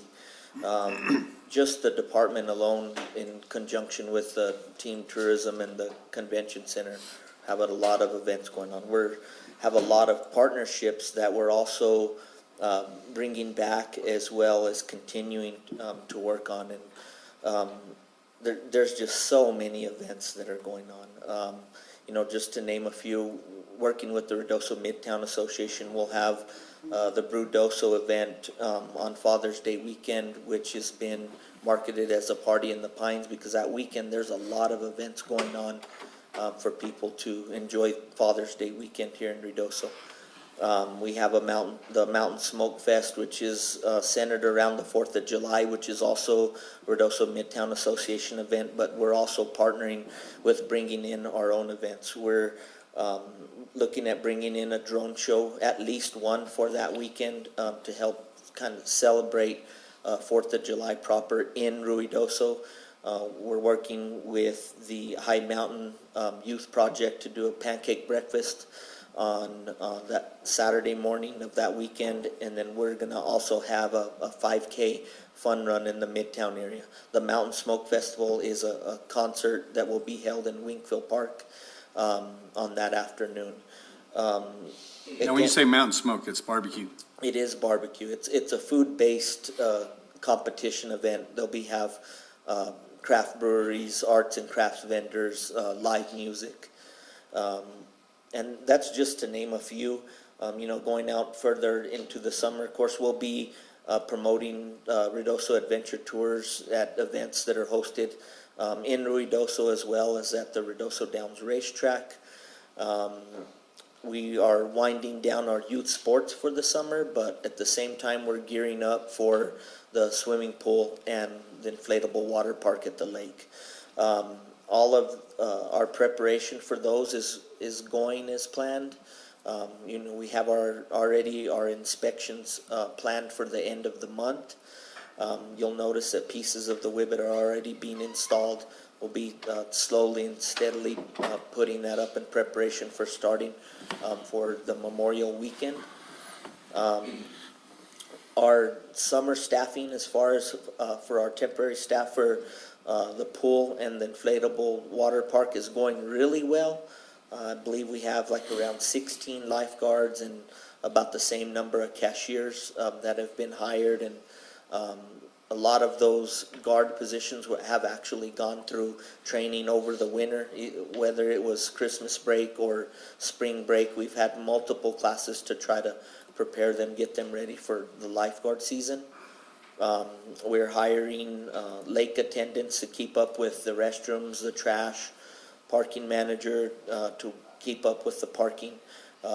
We just published on our social media information regarding our season pool passes. That's current news, just happened today. So if you're looking for a pool pass, it's available as we speak, as well as we're selling our parking passes and our boat permits. Another thing, we opened up early this year on May 1 was our swimming lessons. That is always real popular. They're not quite sold out yet, but getting really close. It doesn't take long, Zach. I don't know if you've signed up your kids yet. But we're gearing up for a really busy summer. Again, there's a lot more activities that we're planning even further out through the fall. Again, I mentioned we'll be trying to improve all of our existing special events like Halloween and Christmas through the year, but it'll be a very, very busy summer. I'll stand for any questions that y'all may have. Mr. Mayor, if I may, Rodney, going back to the parking passes, if somebody gets a parking pass, do they still have to reserve a spot Friday, Saturday, and Sunday? So, starting last year, what we did with our local parking passes is that we once you purchase that pass, we actually, no reservations were required for any one of the days. So if you were a local, all you have to do is drive up and we reserve spaces and make consideration of that during our reservations. A lot of the weekends that we had, a majority of the weekends we had last year, we never really got to capacity. The only weekends we were getting at capacity were the holidays. So this year we're looking at only like really pushing reservations is for the holidays. We'll accept reservations for the other weekends, but that's not the only way you can get in. We'll still take up drive-ups on all the other weekends. Just because we realize people, when they plan trips, they want to call ahead and make sure they reserve a space. So we'll still have that available, but the only weekend will require reservations of the majority of people is the holidays. So the Memorial Day weekend, the 4th of July weekend. Mayor and Council and Rodney, and that's subject to changes, operations, and depending on how heavily we get impacted, so. It does change, and those were, thank you, Manager Dodge, those were based on last year's use, but it does change. We are expecting a busy summer. We'll be installing the inflatable water park to the largest footprint that it's had to date. As you can recall, over the last couple of years, we fluctuated back and forth. Last year, we scaled it back, but this year, every piece that we have, we will be installing, which puts our capacity up at around 100 persons. And so, again, we will staff that accordingly to that 100-person capacity. And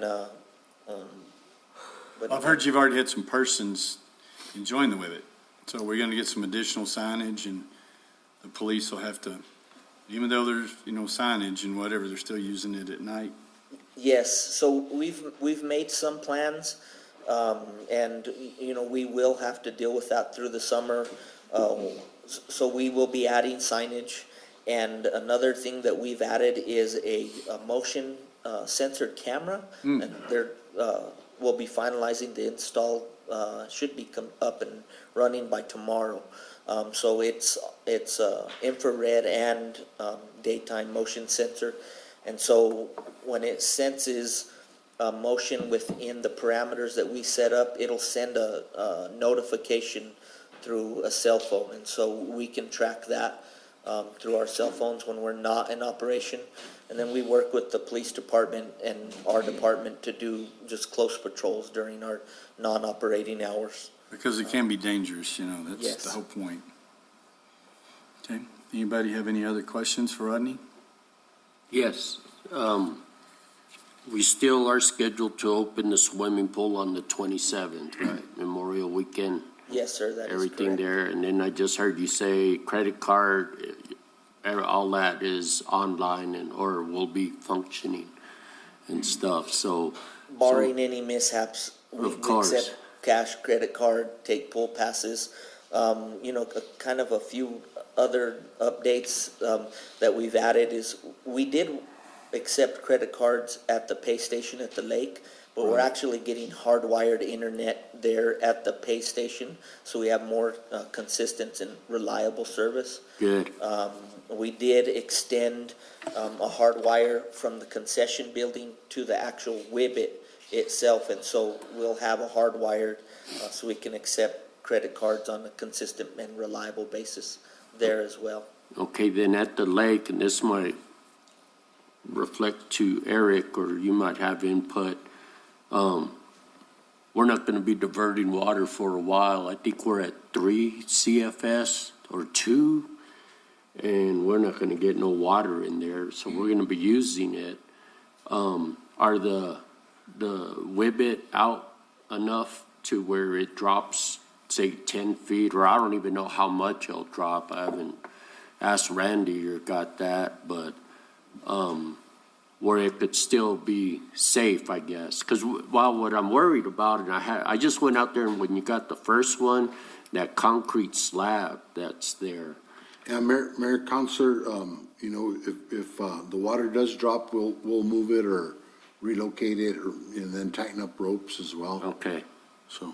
Because that's what I was concerned, because I know we bought the dock so that it was a little bit or closer to it set up, but now as it starts going out, we'll have to move that dock as well. And to me, I think it's a hassle to move that big of a piece of equipment if we need to. But again, I guess that's where I'm relying on you, Eric. What are your predictions, or, I mean, how much are we gonna drop till we get rain, if we get rain? Mayor Crawford and councilors. So the spot that Rodney's put the Whibbit is in the location that we selected last year. And so, we've recovered from our last year's loss in the reservoir. So I would expect a similar outcome to like you saw last year. So we should probably expect about a foot to a foot and a half drop per month. Okay. Until we get some precipitation. Okay. And then I can address some of your other questions. And then regarding the site that we selected last year, we were aware of that concrete that's Right. covered with the water. And so it's in a location which is outside of that area. So, Of the swim yes. area and And stuff then there. as far as the depth at which it's placed is far and above what is required. I mean, some of those pieces are as little as 8 foot of water, but we're well above that. And then through the year, we have, our staff is actually becoming pretty capable of retightening the bungees, and they're based on a bungee cord, and so it does have some flexibility and whenever you install it. But when it does drop to a level, we either will hire a diver or we'll have the ability to retighten those to make sure they're anchored correctly. Okay.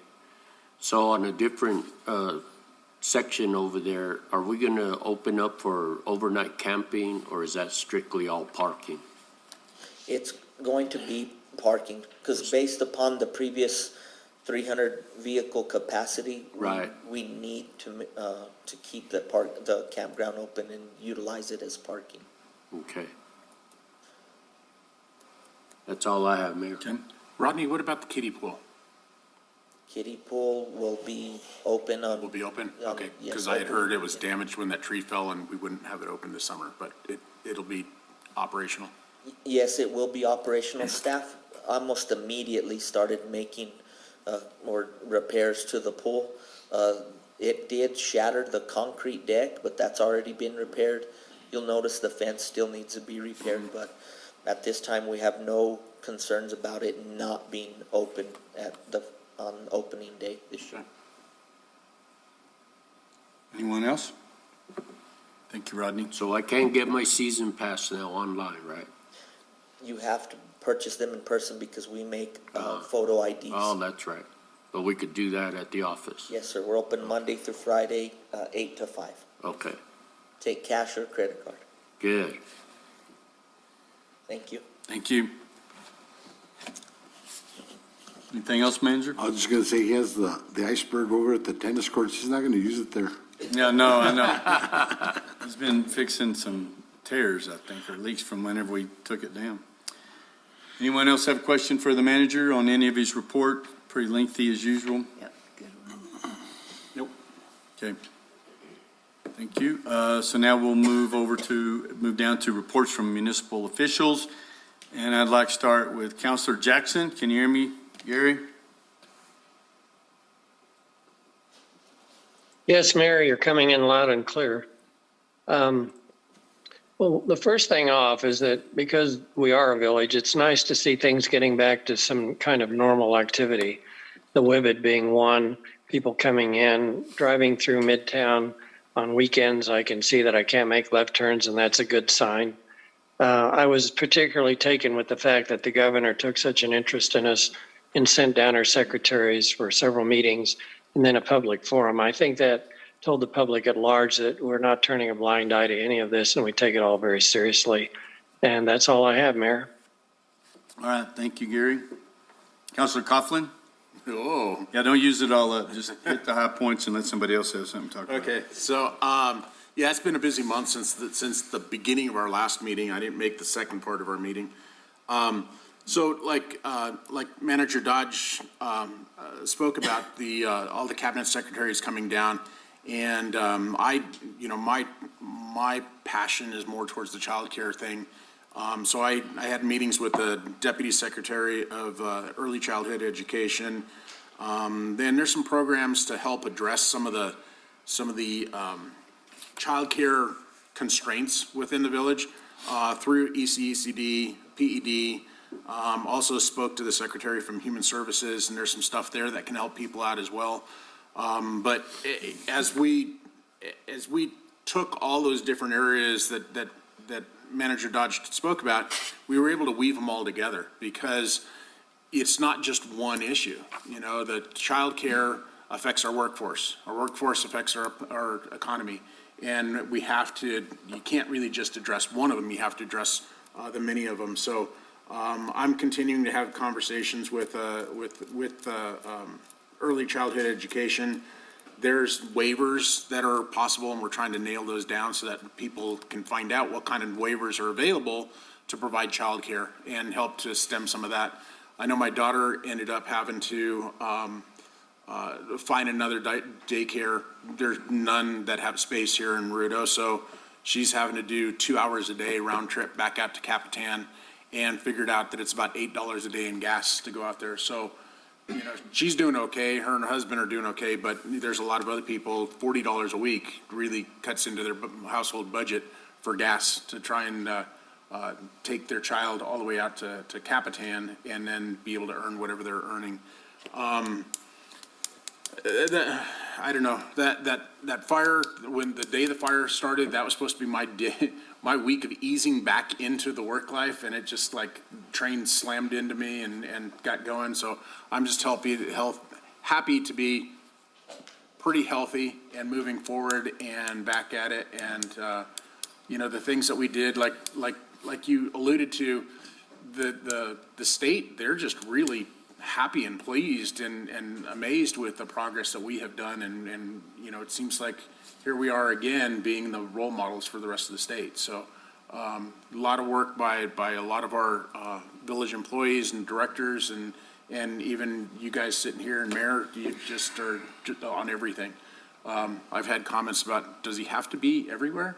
Well, there's a lot going on, and you've got to be there, that to have that mayor, the mayor there. It's really nice to have that. So that's it. Councilor Hooker? Yeah, thank you, Mr. Mayor. I'd just like to say good job to the staff presenting for the budget hearings that we went through. I think everybody's got a clear goal and doing a good job there. Also talking about our staff, we're one of the only entities that I know of that has an actual forestry division. Yep. I believe in the whole state. And that forestry division is what takes care of that mitigation within the village, and you can really see it. Again, as we've discussed, the county, there's a big reason people live in the county, because they don't want ordinances, they don't want things telling them how they can and can't live. But again, that might be something that needs to be worked on. Again, thank you. All right, thanks, sir. Councilor Salas? Thank you, Mayor. Yes, that was an eventful day that day, and boy, I appreciate Tim and all the counselors that they stepped up to the plate, and we got things moving pretty quick and hanging out for an emergency called meeting that evening. But I was amazed with the staff and the response of everybody doing, so you hit it on the head, Tim, going on that part. A lot of activities have been happening since then. One of them was the RSVP banquet. Mm-hmm. Thank you.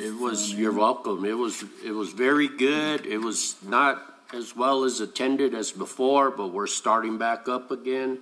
And but it was well appreciated from the volunteers. I know Councilor Coughlin was there, and the food was good, and we had a good time being there. And Councilor Jackson, saw him.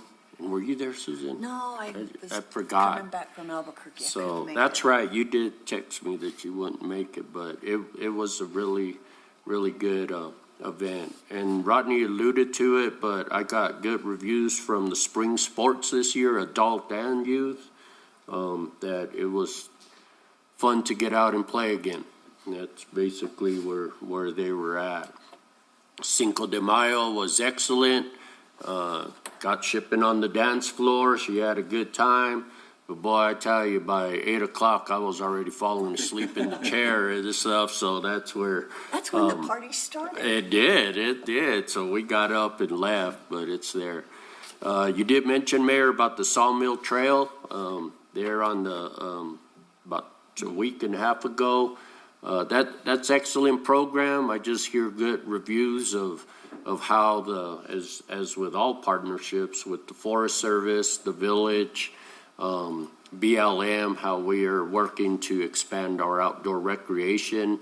That was a good party place back in the day, when you could drive up in there, and that meadow that you were talking about, it wasn't like that, and that's good that it wasn't burnt down from That was just from last all Friday. the bomb. Oh yeah, Wasn't a week and a half ago. It's just time just flying. last Friday. So, but anyway, that was well attended.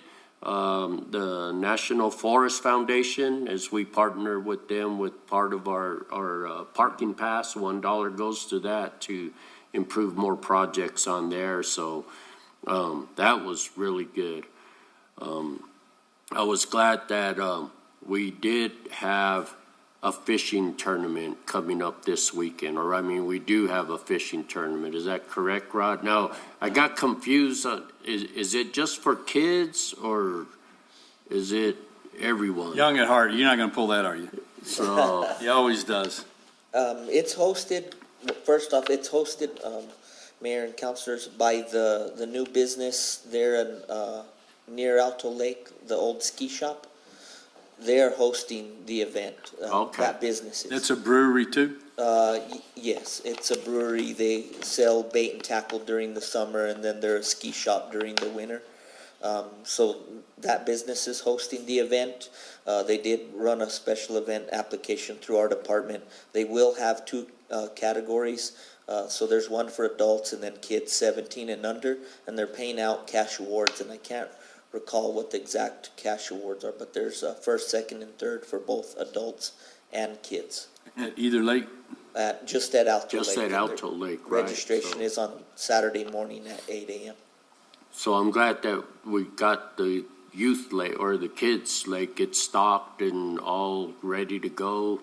Yes, it is. The kids' pond is stocked and open for fishing for those fishing. 11 and under, and of course for the fishing tournament, only those 11 and under can fish in Good that. fish there. Okay. Well, very good. I'm happy to hear that. And again, summer's already here, and we're going to be going full blast. So everybody get ready. Are you feeding the fish at the fishing pond? That's how I fish. I just feed. I don't catch. Catch hog. Well, I didn't know if they were going to starve to death in that little thing, but if you were feeding them, Catch and feed. Councilor Lutterman was going to be all over you. Are they considered wildlife or I don't know, feral or bought? I don't know. Councilor Lutterman. We had Keep It Also Beautiful clean up at the end of April, and it was a great success. We had over 200 people. We haven't had a meeting yet, so a lot of bags of trash, but I didn't have all of the statistics. We did. T-Bone was sick yesterday, so didn't get all the stats, but it was a great time. And then we also cleaned up the garden, started pruning and doing that kind of stuff. The library board, we honored James Pollock, Yes. who is stepping down from the library board. He's been there for a long time. So we're looking for one more board member. Okay. And the Cinco de Mayo celebration was absolutely wonderful. A big shout out to Elizabeth Ritter and Tim Roberts. As I sat there, that man never stopped. He was grabbing tables and throwing tablecloths, and so great job, Tim. I'm sorry you couldn't dance on the dance floor. Okay, there you go.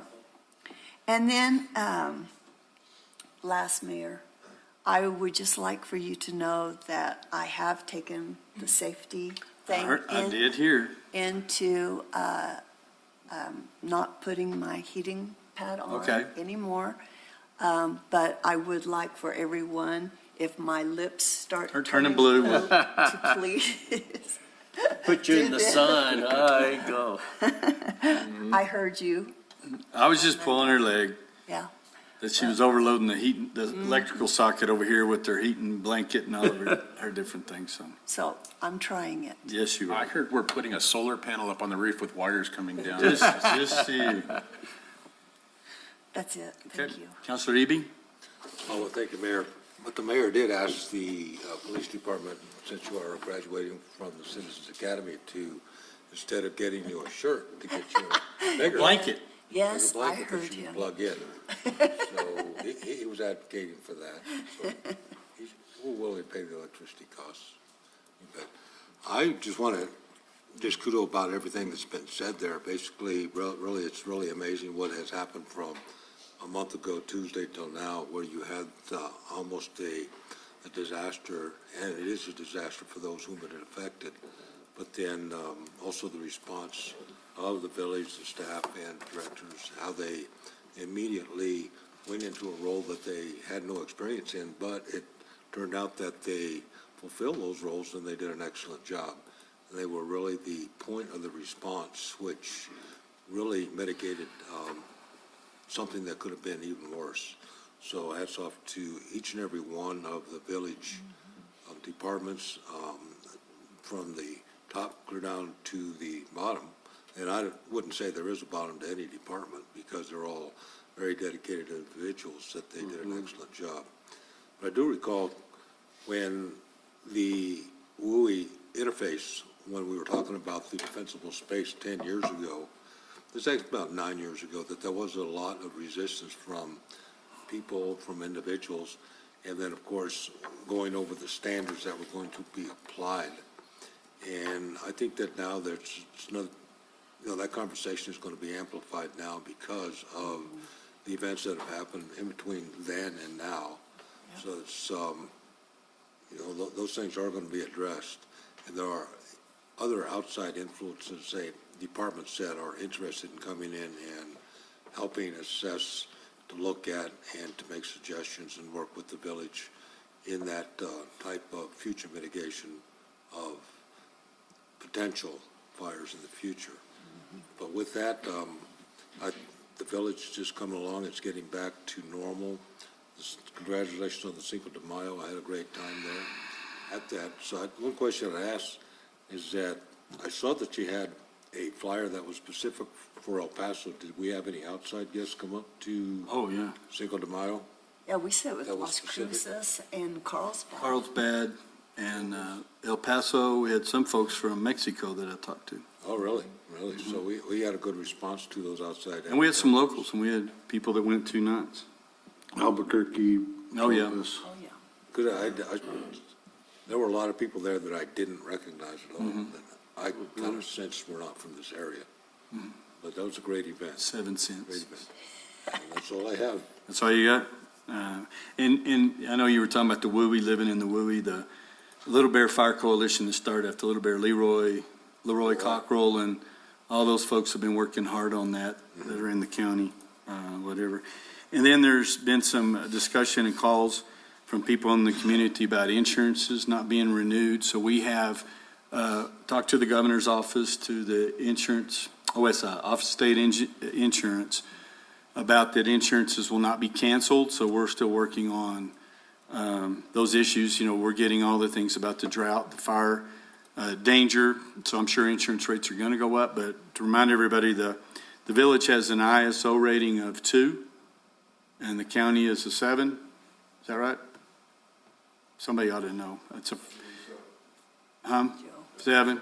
And what that means is that we have water suppression, we have the firemen, we have the fire equipment, we have the defensible space ordinances, the things that we're enforcing on that to get us to that, so that we do have that better insurance rate. So we're still working hard on that, but we are working with the insurance companies and agencies and whatnot to make sure that we do have insurance. It may be similar to what goes on in Hurricane Alley, where they do raise some of the insurances. I'm not sure. But anyway, we're still working on that. So right now we've been told that no insurance can cancel you. Okay? They may not want to renew you, but they can't cancel you. So, and if we have those issues, please reach out. We're talking to a lot of our agencies, a lot of our different insurance companies that were represented at the convention center the other day. We met with the OSI folks that were there and expressed our concerns and some of the comments that we're getting from the public and the people. And let's be honest, most of the people that are calling me about a lot of these things are county folks that have other properties in the county. But they see the village, and I appreciate what the council did while I was gone on that very abbreviated vacation, that you guys took action. You stopped the meeting and went after what was important and imperative to make sure that things moved on. And by you making that emergency declaration, you opened up the things that we work on. I don't see our finance director here, but, to bring all those things into place so that we could start pulling triggers if we needed to and approve, to get fire lines cut that we did, and to work with individuals and other businesses that we've learned that we need to do. So I appreciate what you guys do. You did not hesitate. You did your job, and then you got out of the way. Yep. And I think that was on Hooker's advice. But I appreciate that you stood back and let the people that know what they're doing it, because we have talked to other mayors, Mayor Pro Tems, that they're out there trying to tell the firemen what to do, trying to help. And we're not trained on that. That's what those guys are. So we did our job, you did your job, and we let them do their job. And I appreciate y'all recognizing the difference. Okay, we're going to move on to public hearings. Item number 1 is appeal of Water Resource Director's decision denying a request to drill a well, H269-POD2 at 816 Carrizo Canyon Road, moved from the April 12th, 2022 regular council meeting. And that is up to Mr. Boyda. Yes, sir. Mayor Crawford, councilors, just for the record, I'm Eric Boyda, the Water Resource Director. And as the Water Resource Director, I'm responsible for the enforcement of the village's well ordinance, which was passed, it's ordinance number 2020-11, which is section 86-33 of our municipal code. So this ordinance was properly filed with the Office of the State Engineer on June 28th of 2021. After the ordinance was filed, the Salapex reached out to me about a replacement domestic well on their property, and I informed them about the ordinance and the likeliness of their denial. I worked with the Salapex for them to put in an application, and based on their application, their domestic well, or the property where the domestic well is being requested is within 300 feet of a municipal water line, which our ordinance requires a denial of that well. And so this ordinance is in place for the village to be able to maintain reliability of our water system, as you guys alluded to before, talking about our flow conditions for our diversions. This could have a potential impact on the Rio Redoso and our flows that regulate when we can and cannot take water. Could lead to the depletion of local aquifers, groundwater, or surface water, like I had mentioned, and could have potentials to impact the quality of local water. Wells have a potential to impact groundwater. It's another hole in the ground where we can get contamination in there.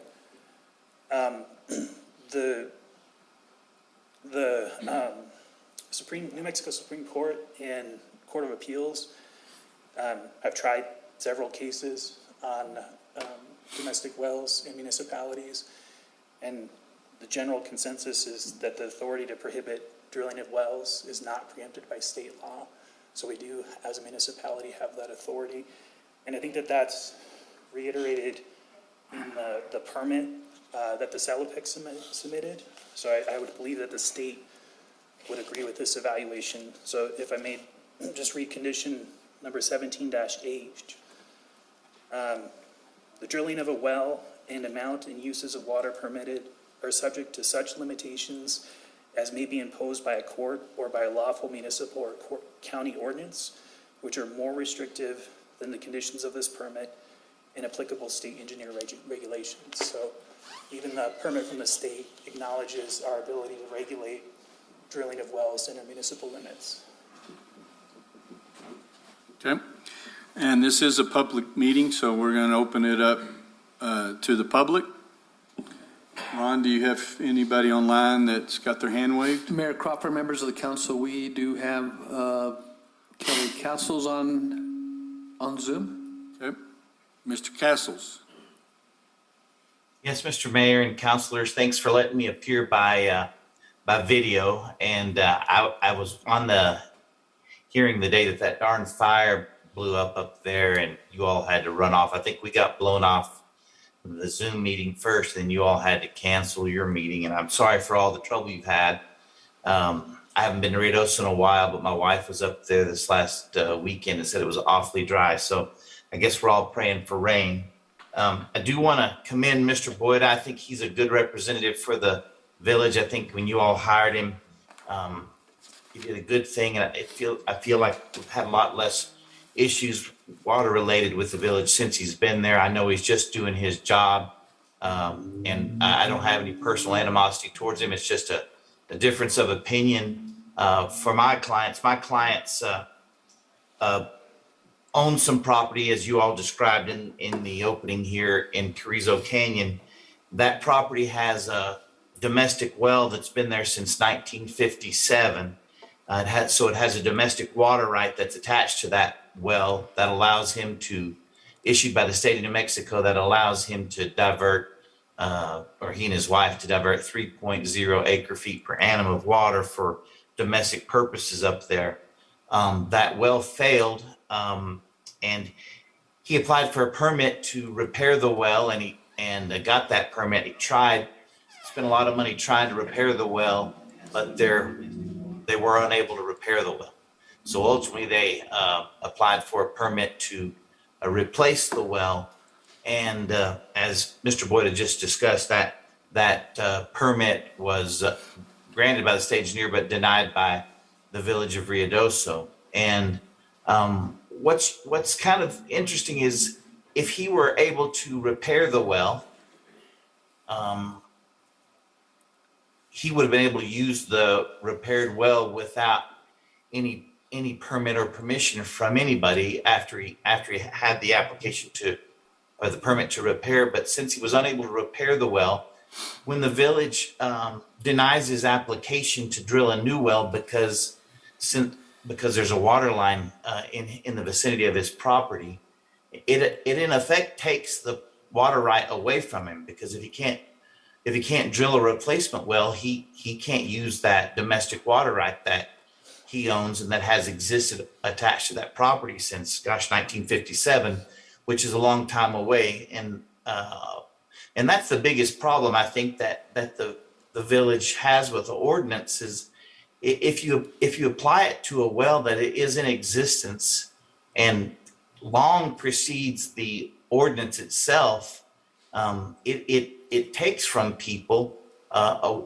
property right, a valuable property right that the state of New Mexico has granted them. If the ordinance was applied or constructed so that it applied only to new wells, if my client was asking to drill a new well, we wouldn't have a leg to stand on. He'd be asking to make a new appropriation in your water system up there, and the village has already got a hard enough time to produce enough water for its needs. And so the village would have a vested interest in protecting its water resources, and we'd just be dead in the water. But as it is, he's asking to replace a well that has existed since 1957. His replacement of that well doesn't hurt the village. It doesn't help the village. It doesn't change anything. The status quo remains the same. There's no new diversion. There's no greater diversion. He's just replacing a well that's been there since 1957 with another well. And your ordinance mentions the word replacement well. It even defines the word replacement well. But apart from defining the word replacement well, it doesn't. Those words don't come up anywhere else in the ordinance. It's like somebody intended to do something with that definition, but they never did. But the bottom line is, if you apply the ordinance to an existing water right and an existing water well, and you make it so that a family cannot exercise a water right that they've been granted by the state of New Mexico, you have in effect taken that from them without any compensation, which as you all know, you can't do that under the New Mexico Constitution. You can't do that under the United States Constitution. And Mr. Boyda is right. There were a couple of cases that went up, excuse me, that went up to the Court of Appeals and the Supreme Court of the state of New Mexico. And I think both of them were up near Santa Fe. And in both cases, the appellate court did say that the municipality did have a vested interest in regulating the number of people diverting water from the same system that the municipality's wells were diverting from, and upheld the ordinance. But in both of those cases, the court was dealing with an application to drill a new well, a new appropriation, a change in circumstances. And that's not the case at all with Mr. And Mrs. Salopak's application. Those cases don't apply. It's been a couple of years ago, but Mr. Cook's aware of it, and I don't know how many of you all are aware of it. We had this exact same case came up for a fellow named Emmerich, and his well permit was denied. And we appealed it to the district court, and the district court judge found that basically what I just said, if there's no change, the municipality doesn't have a vested interest in precluding them from replacing their water well, and therefore the denial of the permit was equal to the taking of his water right, and ruled for Mr. Emmerich. This case, I think, is even more likely to be overturned by the district court, because you guys really beefed up your permit application process since Mr. Emmerich's case. I'm sure you all know that. I don't know how much money my client spent preparing just the application to get it in front of Mr. Boyda and his department. It was pages and pages and pages long with surveys and all sorts of information about the well and the replacement well.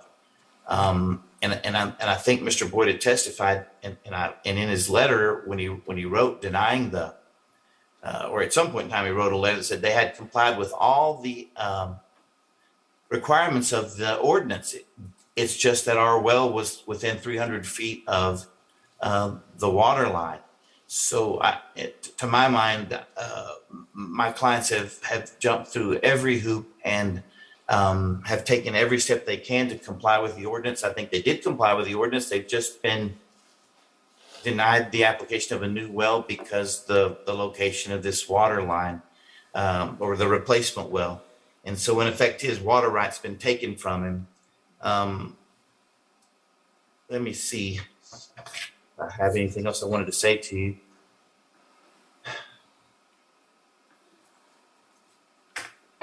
The only other thing that I think is worth mentioning that I've already mentioned, I suppose you all have my letter. Did you all get a copy of the letter? Yes, we did. Okay, so you don't need me to read all of that, but part of the argument is that if the village is precluding an action that the state has allowed, and it doesn't have any justification for doing so, its actions are invalid and will likely be overturned. And the Salopaks have a very nice piece of property. I don't know if you've all looked at their water bill for the last summer and these first few months while this is going on, but he's spending a ton of money to keep the trees on his property alive because it's been so dry. And I don't know, you all know better than me. I'm no engineer, but part of me thinks he'd be better off not to have a guy trying to irrigate trees on his property out of the municipal system when he has available to him a domestic well that's been there since the late 1950s. And really, I guess that's all I've got to say. I do appreciate your time, and I understand very well Mr. Boyda's job, and I think he does a good job with his job, and I appreciate the hard work that he does. I just have a difference of opinion in the way that the ordinance has been construed. I don't think the ordinance is wrong or improper. I think it's proper. It's just been construed to apply to replacement wells, and that's where the kink comes from. But thank you for listening to me, and I'm happy to answer any questions you all might have. Okay, thank you, sir. Is there anybody else online? Mayor Crawford, members of the council, I believe there is no one else via Zoom. Okay. No. Is there anyone in the audience that wants to speak on this in open forum? Yeah, I was happy to have this right here, but it's, You have to come up to the front and let everybody know who you are and what you're doing. he was talking about watering his trees and stuff, and we talked about, my name is Scott Maynard. And, no, I just happen to have this in my folder here, rain, water use for life, harvesting water. Something we could do in our village, municipalities. People should be watering their plants, their trees, washing their cars, have big storage tanks in certain areas where if a fire ever department needed extra water or certain things like that. I know the Little Bear Fire, man, I opened my tanks up, I ran that well, and I let those guys go up there and fill their trucks. When they were running up and down Ski Run Road, just the little trucks that needed 500 gallons of water, they came and they filled off of my property. But if we could get this done at certain buildings and, that's all I can say. Okay, thank you. Mr. Mayor, Yes. I probably should have sworn in Mr. Boyd. Oh, I'm sorry. And the gentleman who just spoke. Yeah, Mr. Castles, do you want to waive their swearing in, or do you want me to swear them in afterward, or do you have any position on that? I'm happy to waive your swearing them in. Okay. Do you have any cross-examination of either of these witnesses? No, I don't. Thank you, though. Okay, I apologize. I got out of form. We don't do these things that often, and I forgot. Is there someone else in the audience that would like to speak to this? Yes, sir. Come on down.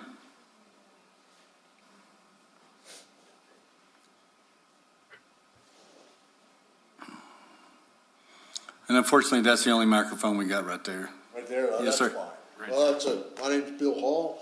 I'm resident here now for about 23 hours, or but just listening to my past career, I was involved with a rather large aggregate mining company, and water resources are something that you're always looking at. And to,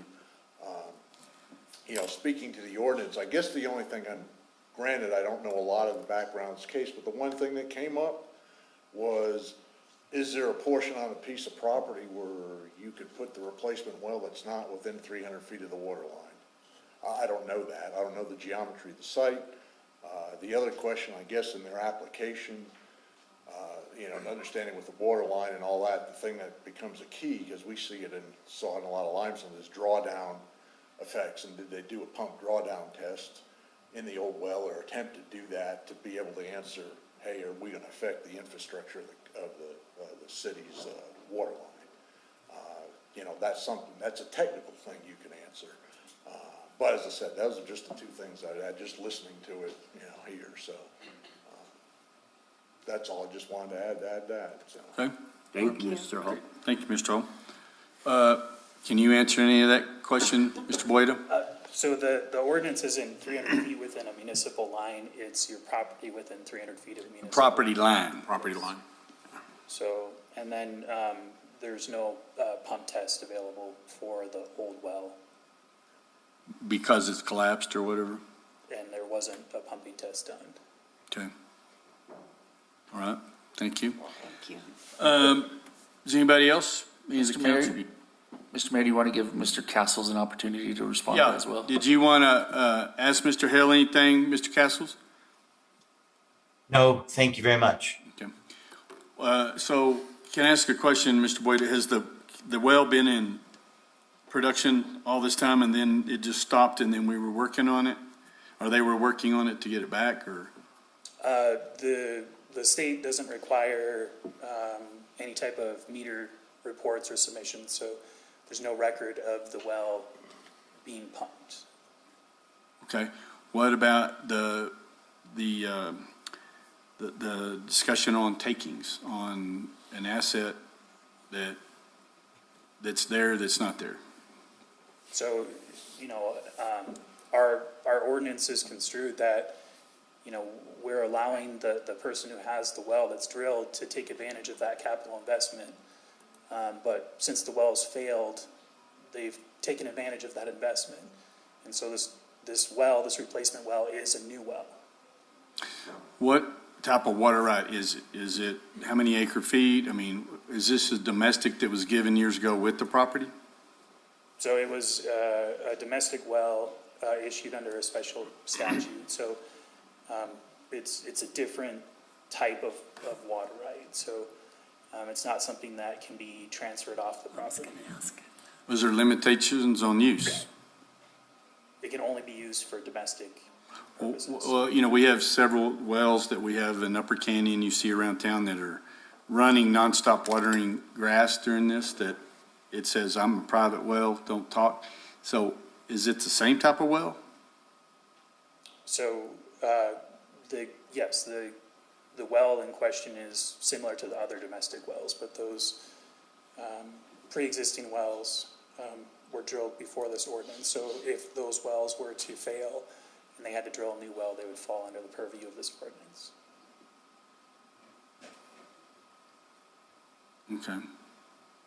Anyone have any questions? Mr. Mayor? Yes, sir. Then why would there even be a permitting process or a request for it? Should it just not have been a no? So Mayor Crawford, Councilor Hooker, there is places in town that we don't service water to that it would be valid for somebody to drill a domestic well to provide water to their house. Mayor, I have a. Yes, ma'am. Eric, so you've got a well. Mr. Castles alluded to the fact that they're, running, they've spent a lot of money because they're watering their place. But that water, a well is still taking out of our water system. Is that true? It's not being charged to our water system, but it's affecting the functionality of the water system. Thank you. Mayor, I have a couple of questions. First one's for Mr. Senna. When did we receive notice that they wish to appeal? Do you know? Mayor Crawford, Councilor Coughlin, Mr. Cook, you received the letter of appeal from Mr. Castles? Was that letter the communication that they wish to appeal? Or was there some other communications that took place? Mr. Boyda? I can't tell the specific dates, but I believe Mr. Castles responded within a week of me issuing the denial letter. Okay, because the denial letter was February 18th and the letter from Mr. Castles is April 5th. That's more than 15 days. So that's why I was wondering if there was some other type of communication. Yes, there's a email communication from Mr. Castles expressing the desire to appeal the process, and he was going to file his letter of support as an attachment to the public hearing. Okay, so they met the 15-day requirement? Correct. Yes, okay. That's basically. Just for the record, I sent a letter to Zach Cook by email on February 21st. Perfect, thank you. Yes, sir. I do have another question for you, Mr. Castles. I noticed in your letter, there's quite a few trees that you're talking about that are being watered on that property. Let me find it here. 7 aspen trees, 21 fruit trees, 1 weeping willow tree, and 1 walnut tree. And and then you also have the spruce and blue spruce trees. So I'm guessing these are all pretty mature trees that are fruit bearing. Do you know, Mr. Boyda has seen that property. He was kind enough to go out there and assist my clients. I've never seen the property, but I assume those trees have been there for decades. Okay, so that's a lot of fruit coming off the trees. What's being done with that fruit? Does anybody know? I do not know. Do they have a fruit stand or something like that? It's not my understanding that there's a fruit stand, but I can't speak for Mr. Salopek. Okay. So I did pull up our ordinance, and I can see on here where it does in the definitions, it talks about a replacement well, but then it never really speaks about replacement well in the ordinance at all. And I know there was another instance that was brought up. And in that one, I don't think in my mind, that wasn't necessarily a replacement well. The well was actually being moved to another portion of the property because of the plans of construction would have put that new building right on top of the old well. When it comes to a replacement well, I mean, how far away are we talking about putting the proposal to put this well? Is it like next to the existing well, or is it on the other side of the property? Do we have a map? I mean, in that other case, we had a map that showed us, the layout of the property, and in this, we don't have any of that information.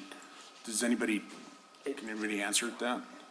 Mayor Crawford, Councilor Coughlin, I don't know the exact footage, but it's right next to the well, basically. So it's basically right next to it. Okay. And we did file the survey. Part of your ordinance requires a survey, and that material was filed as part of our application. It shows exactly where the old well is versus the new well, if you all wanted to review that. And in the application, was there documentation to indicate how much has been spent on trying to rehab that existing well?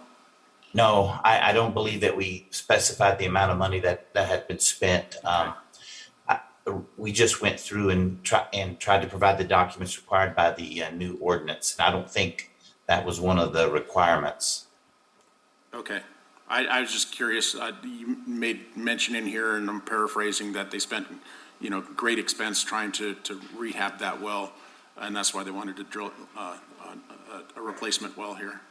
Yeah, I think part of that reason is, and again, I'm not sure that it makes a whole lot of sense, and maybe it does. If they could have fixed that replacement well and gone about their business and continued to produce the water, they wouldn't have needed a permit from the village. And since their well failed, they've in effect lost their water right. And it just, that's part of the problem that the judge had with the previous appeal. She said the life of a water right is not equal to the life of the equipment pumping the water right. And that's what I just don't understand. If applying this to a replacement well is really problematic, and it does hurt the people who buy a property that has a well that they've relied on, and then when it quits, they've lost their water right. It just doesn't make much. It doesn't make any sense to me, but it must make some sense to somebody. But that's the basis of our appeal. And to speak to the other counselor's question, yes, this well would take water from the same water that the village's wells take from, but it has the original well always took that same water. So there's no change in the circumstances. There's no change. There's no harm to the village allowing these people to do what's always been done there. But there is a damage to the client, to these landowners, to take from them a valuable water right that they've owned just because their casing caved in. But that's the gist of the appeal. And I'm sorry, I'm probably speaking out of turn. I have no other questions. Okay, does anybody else have any questions? I'd like to ask Zach to make comment on the case that he's mentioned earlier. I believe it was Emmett versus whomever. Emmett. As far as versus Are you talking about the case that he represented his client Embry? Yep. No, That was Emory. Well, he was representing, he alluded to a case here where the court sided with the well owner. Yeah, that's what he's talking about. Emory. Saying that Embry. the. Embry? Yes. That's the one across from the fire station. Embry is the case that's similar to this one. Embry applied for a permit and was denied the permit. And Mr. Castles appealed to you guys. You guys upheld Eric's denial, and it went to the district court. We made all of these same arguments, and the district judge, Jessen, ruled against the village. And if you guys recall, we were in executive session discussing whether or not to appeal that decision. And Mr. Castles and I came to terms of an agreement that you guys found acceptable. So you decided not to appeal the decision and granted the permit. After that, and Eric, correct me if I'm wrong, after that, you and I went back and amended the ordinance to clean it up a little bit, to make it a little bit, to make it stronger to protect these types of situations, so. So tell me I forgot though, in the Emery case, did they have water rights that went along with that well? They did. Do you recall how much? Well, that seems to be the question I have is, they have water rights, unlimited water rights? I mean, we have to prove up our wells. If we can't prove them, we don't get to keep the water rights. So, I'm just curious, how are they able to water all the trees? So Mayor Crawford, Councilor Eby, so in that case and in this case, they were both allocated a 3 acre feet per year. So that's right about 1 million gallons. And so, you know, the thing about these domestic wells is that, you know, without this municipal regulation, the state just automatically approves them. Oh, yeah, sure, they approve them all. So, you know, this is our opportunity as a regulating authority to eliminate this well. Set a precedent. Embry, or both the Embry and Salapex are on our municipal system. They're provided water. They have household domestic water for use of their property. It's just not this 3 acre feet. But, Mayor, but again, going back, there's no meter setting on anybody's private well that has one going right now in the village of Ruidoso. So Mayor Crawford, Councilor Hooker, there are some wells that do have meters. So if a well serves multiple households or if it serves a commercial business, it's required to have metering. And then who checks that? It's self-reported to the state. One, under our ordinance, doesn't it require, if we were to approve a new well, it would require that they put a meter on it? Correct. So if we approved a new well in municipal limits, it would be reduced to a 1/4 acre foot per year of water, and it would require a meter installed to village specifications, and those reported to the village, I believe once per year. So it's a flat 1/4 acre regardless of the size of the property? Correct. Because that's well above our average municipal use inside a household. Okay. So I'm trying to do history when this was annexed in of Carrizo Canyon.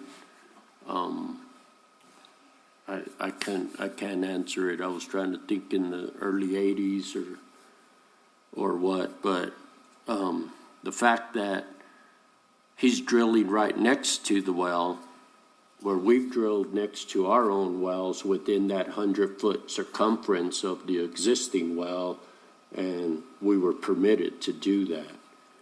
And that's what I'm seeing in this case right here as well, because going back to the first permit that the state issued, they only went down 80 feet, you know, and that's pretty good. So I'm assuming they're wanting to go down deeper because the water level's getting lower everywhere. That's why we go down to a 1/4 mile down on our wells, or at least in Eagle Creek and stuff. So that's what got me wondering when the village annexed that area is what I'm getting at.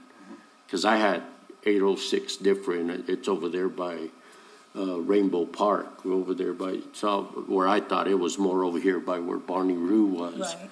And stuff on those trailers, because I knew that's been part of the village for a long time. And I think going back to the Emery, well, I think the state did issue out a permit to drill. It's just, we just caught them all of a sudden. I call Eric, or I forgot who I called. Hey, they got a well drilling rig across from the fire department. And the state, looking at what was submitted, says, yeah, you're within that, well, I'm assuming, I may be wrong, you're within that 100 foot of your well or what, so go at it. But the contractor never pulled a permit But to the drill the well. contractor, yeah, with us, and we, what, yeah, that's a different story. Yeah, that's a different story.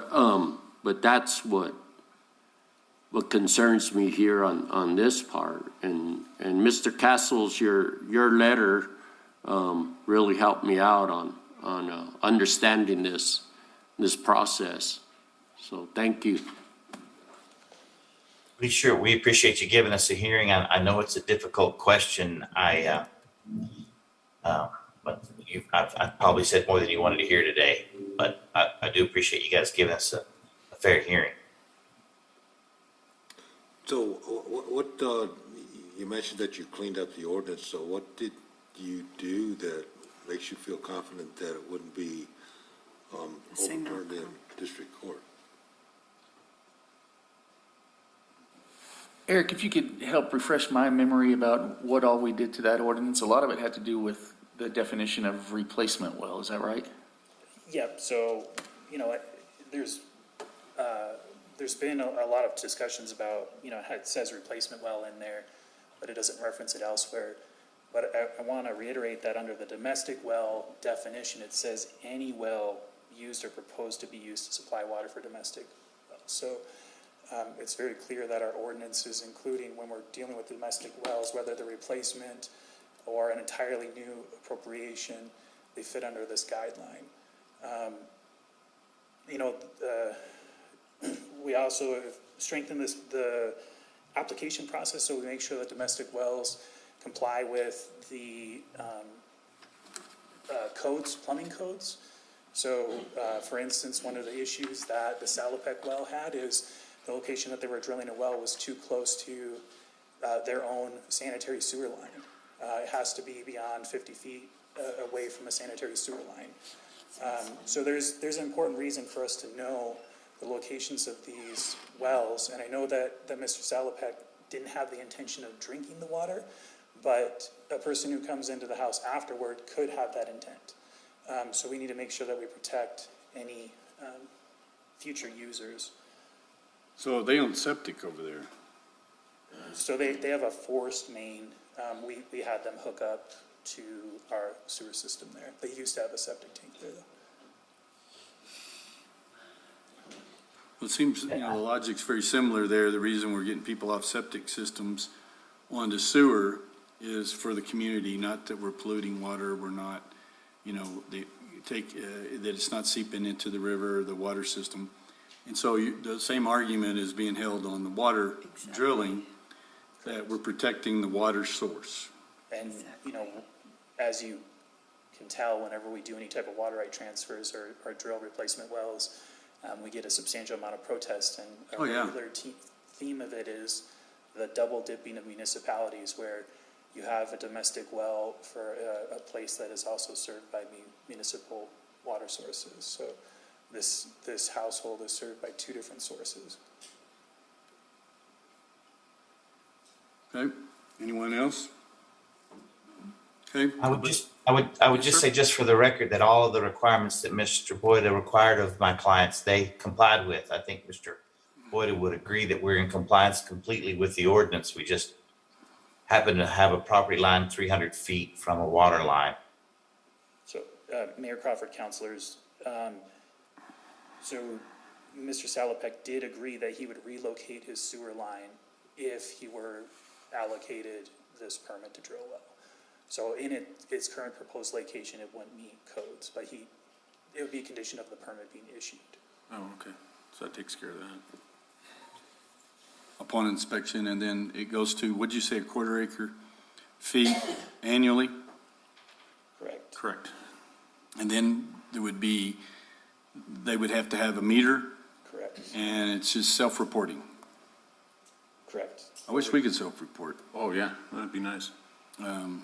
So they would not have their 3 acre feet anymore? No, they'd lose 2 3/4 acre. Okay.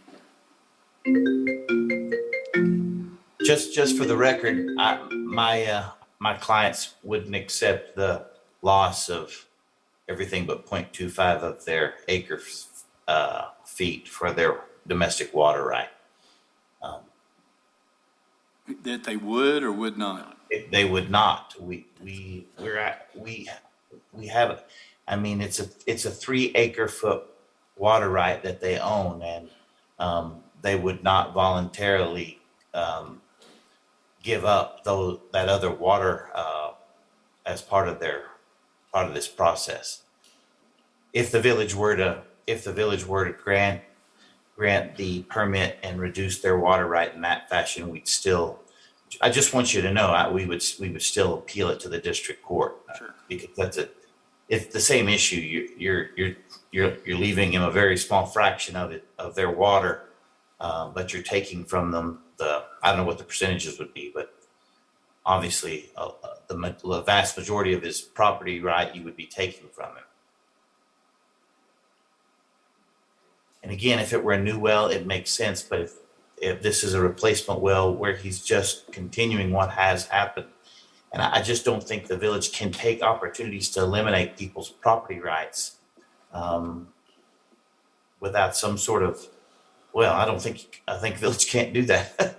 But I mean, it's up for you all to decide. But that's the issue, that to pass an ordinance that says we'll give you a right to replace your well, but you got to forfeit the vast majority of your water right. I don't think that's constitutional.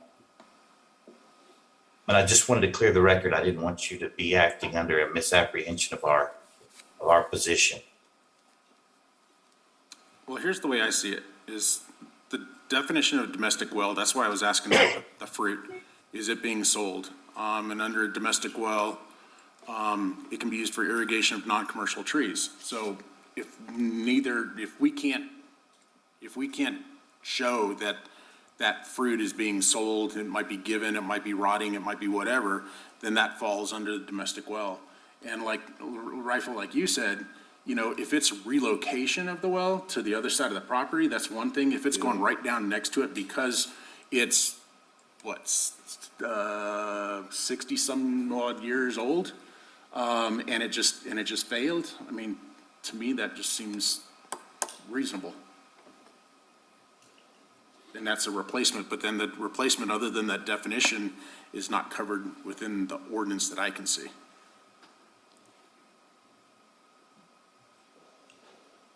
Anyone else?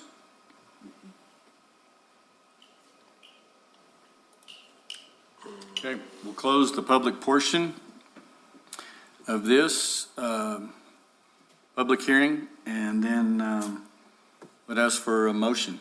So, Mayor Crawford, members of the council, the question that you or Mayor Pro Tem always ask, the clerk's office didn't receive any other. Oh, okay, I'm sorry. Any other public comment related to this appeal? Okay. Thank you, Ron. okay, so Mayor, I'll go ahead and make a motion to deny the request to drill well H269 Pod 2 at 816 Carrizo Canyon Road. Second. Okay, we have a motion and a second. Any other? Would it be a motion to uphold the denial? Well, I'm going based on what it says here in Okay. the recommendation says to deny. So, yeah, I was kind of struggling on that because it's not supposed to be a negative motion. So would you prefer it be to uphold the denial? That's what we're here on, is it an appeal of the denial? Okay. So I'll change it to move to uphold the denial over the request to drill well H269 Pod 2 at 816 Carrizo Canyon Road. I second it. Okay, we have a motion and a second. Any final discussion? Okay, roll call, Ron. Counselor Coughlin, No. Counselor Lunderman, Yes. Counselor Eby, Now, let me get this straight. We got your motion is to uphold the denial. Mm-hmm. Correct. No. So, no? Okay, Counselor Salas, No. Counselor Hooker, No. Counselor Jackson. Yes. okay, so we have a 4-2. 42. Okay, so the motion to uphold the denial is denied. Okay. Okay, congratulations, Mr. Castles. Thank you very much. I guess we'll sort that out. I appreciate your time very much. Thank you. Let's May move I be on. excused from the hearing? Yes, Yes. thank you. Item number 2 is ordinance 2022-01, an ordinance amending the Village of Ruidoso Municipal Code of Ordinance. What? No, I said I wanted to get through these. I texted you back, said I want to get through these. Amending the Village of Ruidoso Municipal Code of Ordinance, Chapter 54, Land Use, Article 4, Flood Hazard Regulations, Section 54-327, basis for establishing areas of special flood hazard. Thank you, Mayor, council members. Samantha Mendez, Community Development Director. I'm joined with Bill Powers, our Certified Building Official and Floodplain Manager. This tool from FEMA would allow us to use their estimator base flood elevation determination that have been established from LIDAR. This would allow us to analyze the floodplain application based on what's been established already, instead of sending them to a surveyor or an engineer to establish the base flood elevation. This saves them time and money and also expedites their permitting process. Okay. Mr. Powers? Mayor, council members, this tool will actually speed things up quite a bit for homeowners and companies that are trying to do this. This actually is far more accurate information than we have currently on the maps. That's the hydraulics are really spot on. It's really, really enjoyable. We're actually going to see quite a few properties be removed from the A zones. Along 70, there's some, and then along the golf course on White Mountain, there's properties that will no longer be in the flood zone. Okay. This is a public meeting. Is there anyone online that would like to speak to this, Ron? Mayor Crawford, members of the council, I see no one online on the Zoom asking to comment. Is there anyone in the audience? Seeing none, we'll close the public hearing portion of this, and I would take a motion. Mayor, before we do a motion, near the bottom of the ordinance, it says determining floodplain BFEs. I looked through here and I can't find a definition of what BFE is. Somewhere in Egypt, man. I know. That's what I'm thinking, somewhere in Egypt. I think you just mentioned it's base flood elevation. Yes, sir. Can we just modify this to put in, base flood elevation and then BFE in parentheses or something? Yes, we will. Thank you. Just that whole acronyms that we're trying to be careful of. Okay.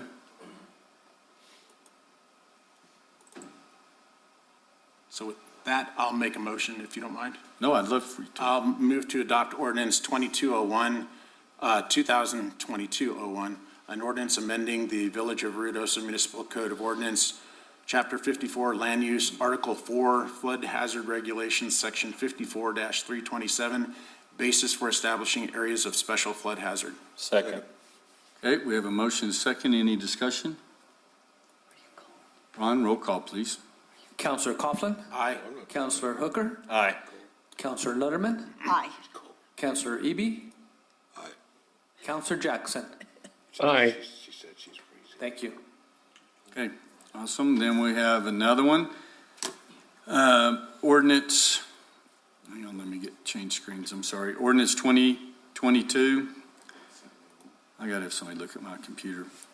2022-02, an ordinance amending the Village of Ruidoso Municipal Code of Ordinance, Chapter 54, Land Use, Article 2, Zoning, Division 5, Signs, Sections 54-181 through 186, Sections 188-191, and Sections 193-196. I know you've worked on this a long time, Samantha. Yes, Mayor, we have worked on this since the start of COVID. I would like to respectfully request that we postpone this to the July 12th Village Council meeting. Since I had my request in for a public hearing, we had a court case come before the municipal court in which their lawyer had pointed out some inconsistencies with our sign ordinance, potentially with the U.S. Constitution. And so I'm going to ask our counselor or attorney to review those inconsistencies, and I'd like to make the changes and bring it to P&Z and then back to you all in July. Okay, so we'll need a motion to move this. Mayor Crawford, yes. To which date again? July the 12th.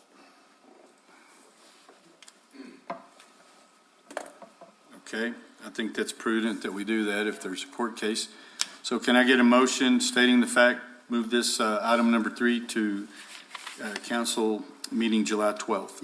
Mayor, one concern I have is if we've approved this for a meeting, you know, are we really changing it? And should we just let it die right now and then bring it back for request to publish?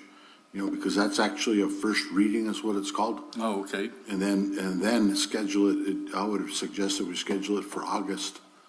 So it should appear on the next agenda as a, you know, request for publication with those type of amendments. For June, then we would republish it? Yeah, my recommendation, Mayor, is that this is just not heard today, that you Okay, move it, and then we'll bring it back in the June meeting for request to republish, which would constitute the first reading. Yep. And then bring it back in August for consideration. All right, so we'll need a motion and no movement. Excuse me, don't we normally, we request to publish and it's 30 days in advance?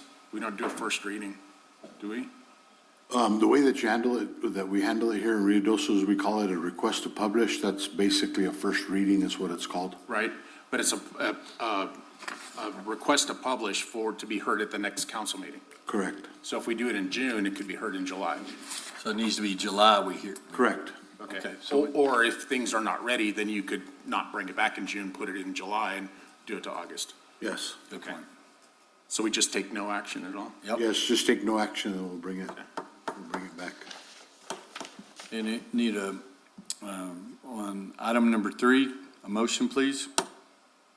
I thought we were going to take no action. That's what we're doing. Oh, I'm sorry. I'm cold. Going once, going twice, going 3 times. Okay, the motion, no motion, item fails. Item number 4, ordinance 2022-03. Sometimes once before, which was kind of a weird thing. Ordinance Sorry, No, you're good. You just sprinkling sunshine, that's all you do.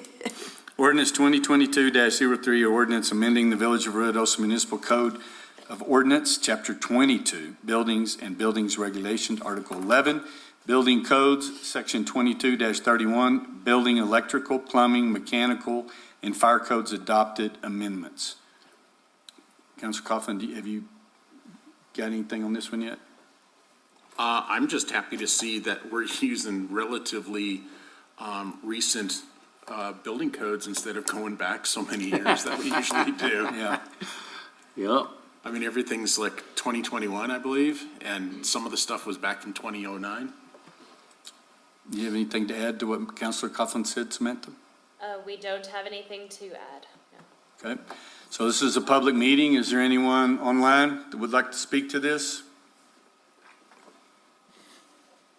Mayor Crawford, members of the council, nobody online, and the clerk's office did not receive any comment. Thank you. Is there anybody in the audience? Nope. Okay, we'll close the public portion of the meeting and, Mayor, I do have a question. yes, sir? Samantha, Bill, is there any major changes to the code? There is going to be in the plumbing code, that was kind of interesting. I found out last month, 1 week before the, planning and zoning heard it, that the plumbing code was changed. The state did not inform us or have anything. And so they jumped 6 years in the building code, which is 2 complete code cycles. So I will have to go through and get the changes from the state, and then I will print it up like I did last time. And I have it available for the plumbing contractors and mechanical contractors.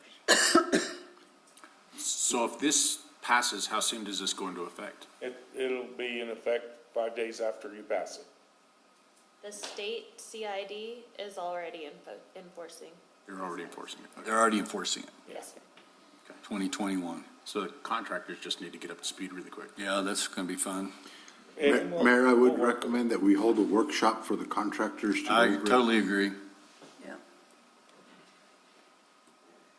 So, but the hot tubs and swimming pools are still at 2012. Yeah, that has not changed. The solar, both the solar and the pool and spa. kits. Everything's 21 on the other end. Yeah. Okay. Any other questions, comments? Okay, we close the public portion, and I'll entertain a motion. Mayor, I'll go ahead and move to adopt ordinance 2022-03, an ordinance amending the Village of Ruidoso Municipal Code of Ordinance, Chapter 22, Buildings and Building Regulations, Article 11, Building Code, Section 22-31, Building, Electrical, Plumbing, Mechanical, and Fire Codes adopted amendments. Second. Any other discussion? Roll call, Ron. Counselor Coughlin, Aye. Counselor Hooker, Aye. Counselor Salas, Aye. Counselor Letterman, Aye. Counselor Eby. Aye. Counselor Jackson. Aye. Thank you. Okay, and would like to take like a 15-minute recess. And sorry, Counselor Jackson, but everyone here is invited to the back room for a birthday cake. It's Cheryl Gertie's birthday. And Zach. And Zach. So I forgot, it is, I already wish Zach happy birthday today. Zach. Well, tell them I'm there in spirit. All right, so we'll take a recess. And Adams just passed. So we gotta get the spanking machine set up. There's coffee and everything. Yeah, no, are you cold? Thank you. I'm glad you made it. Good to meet you.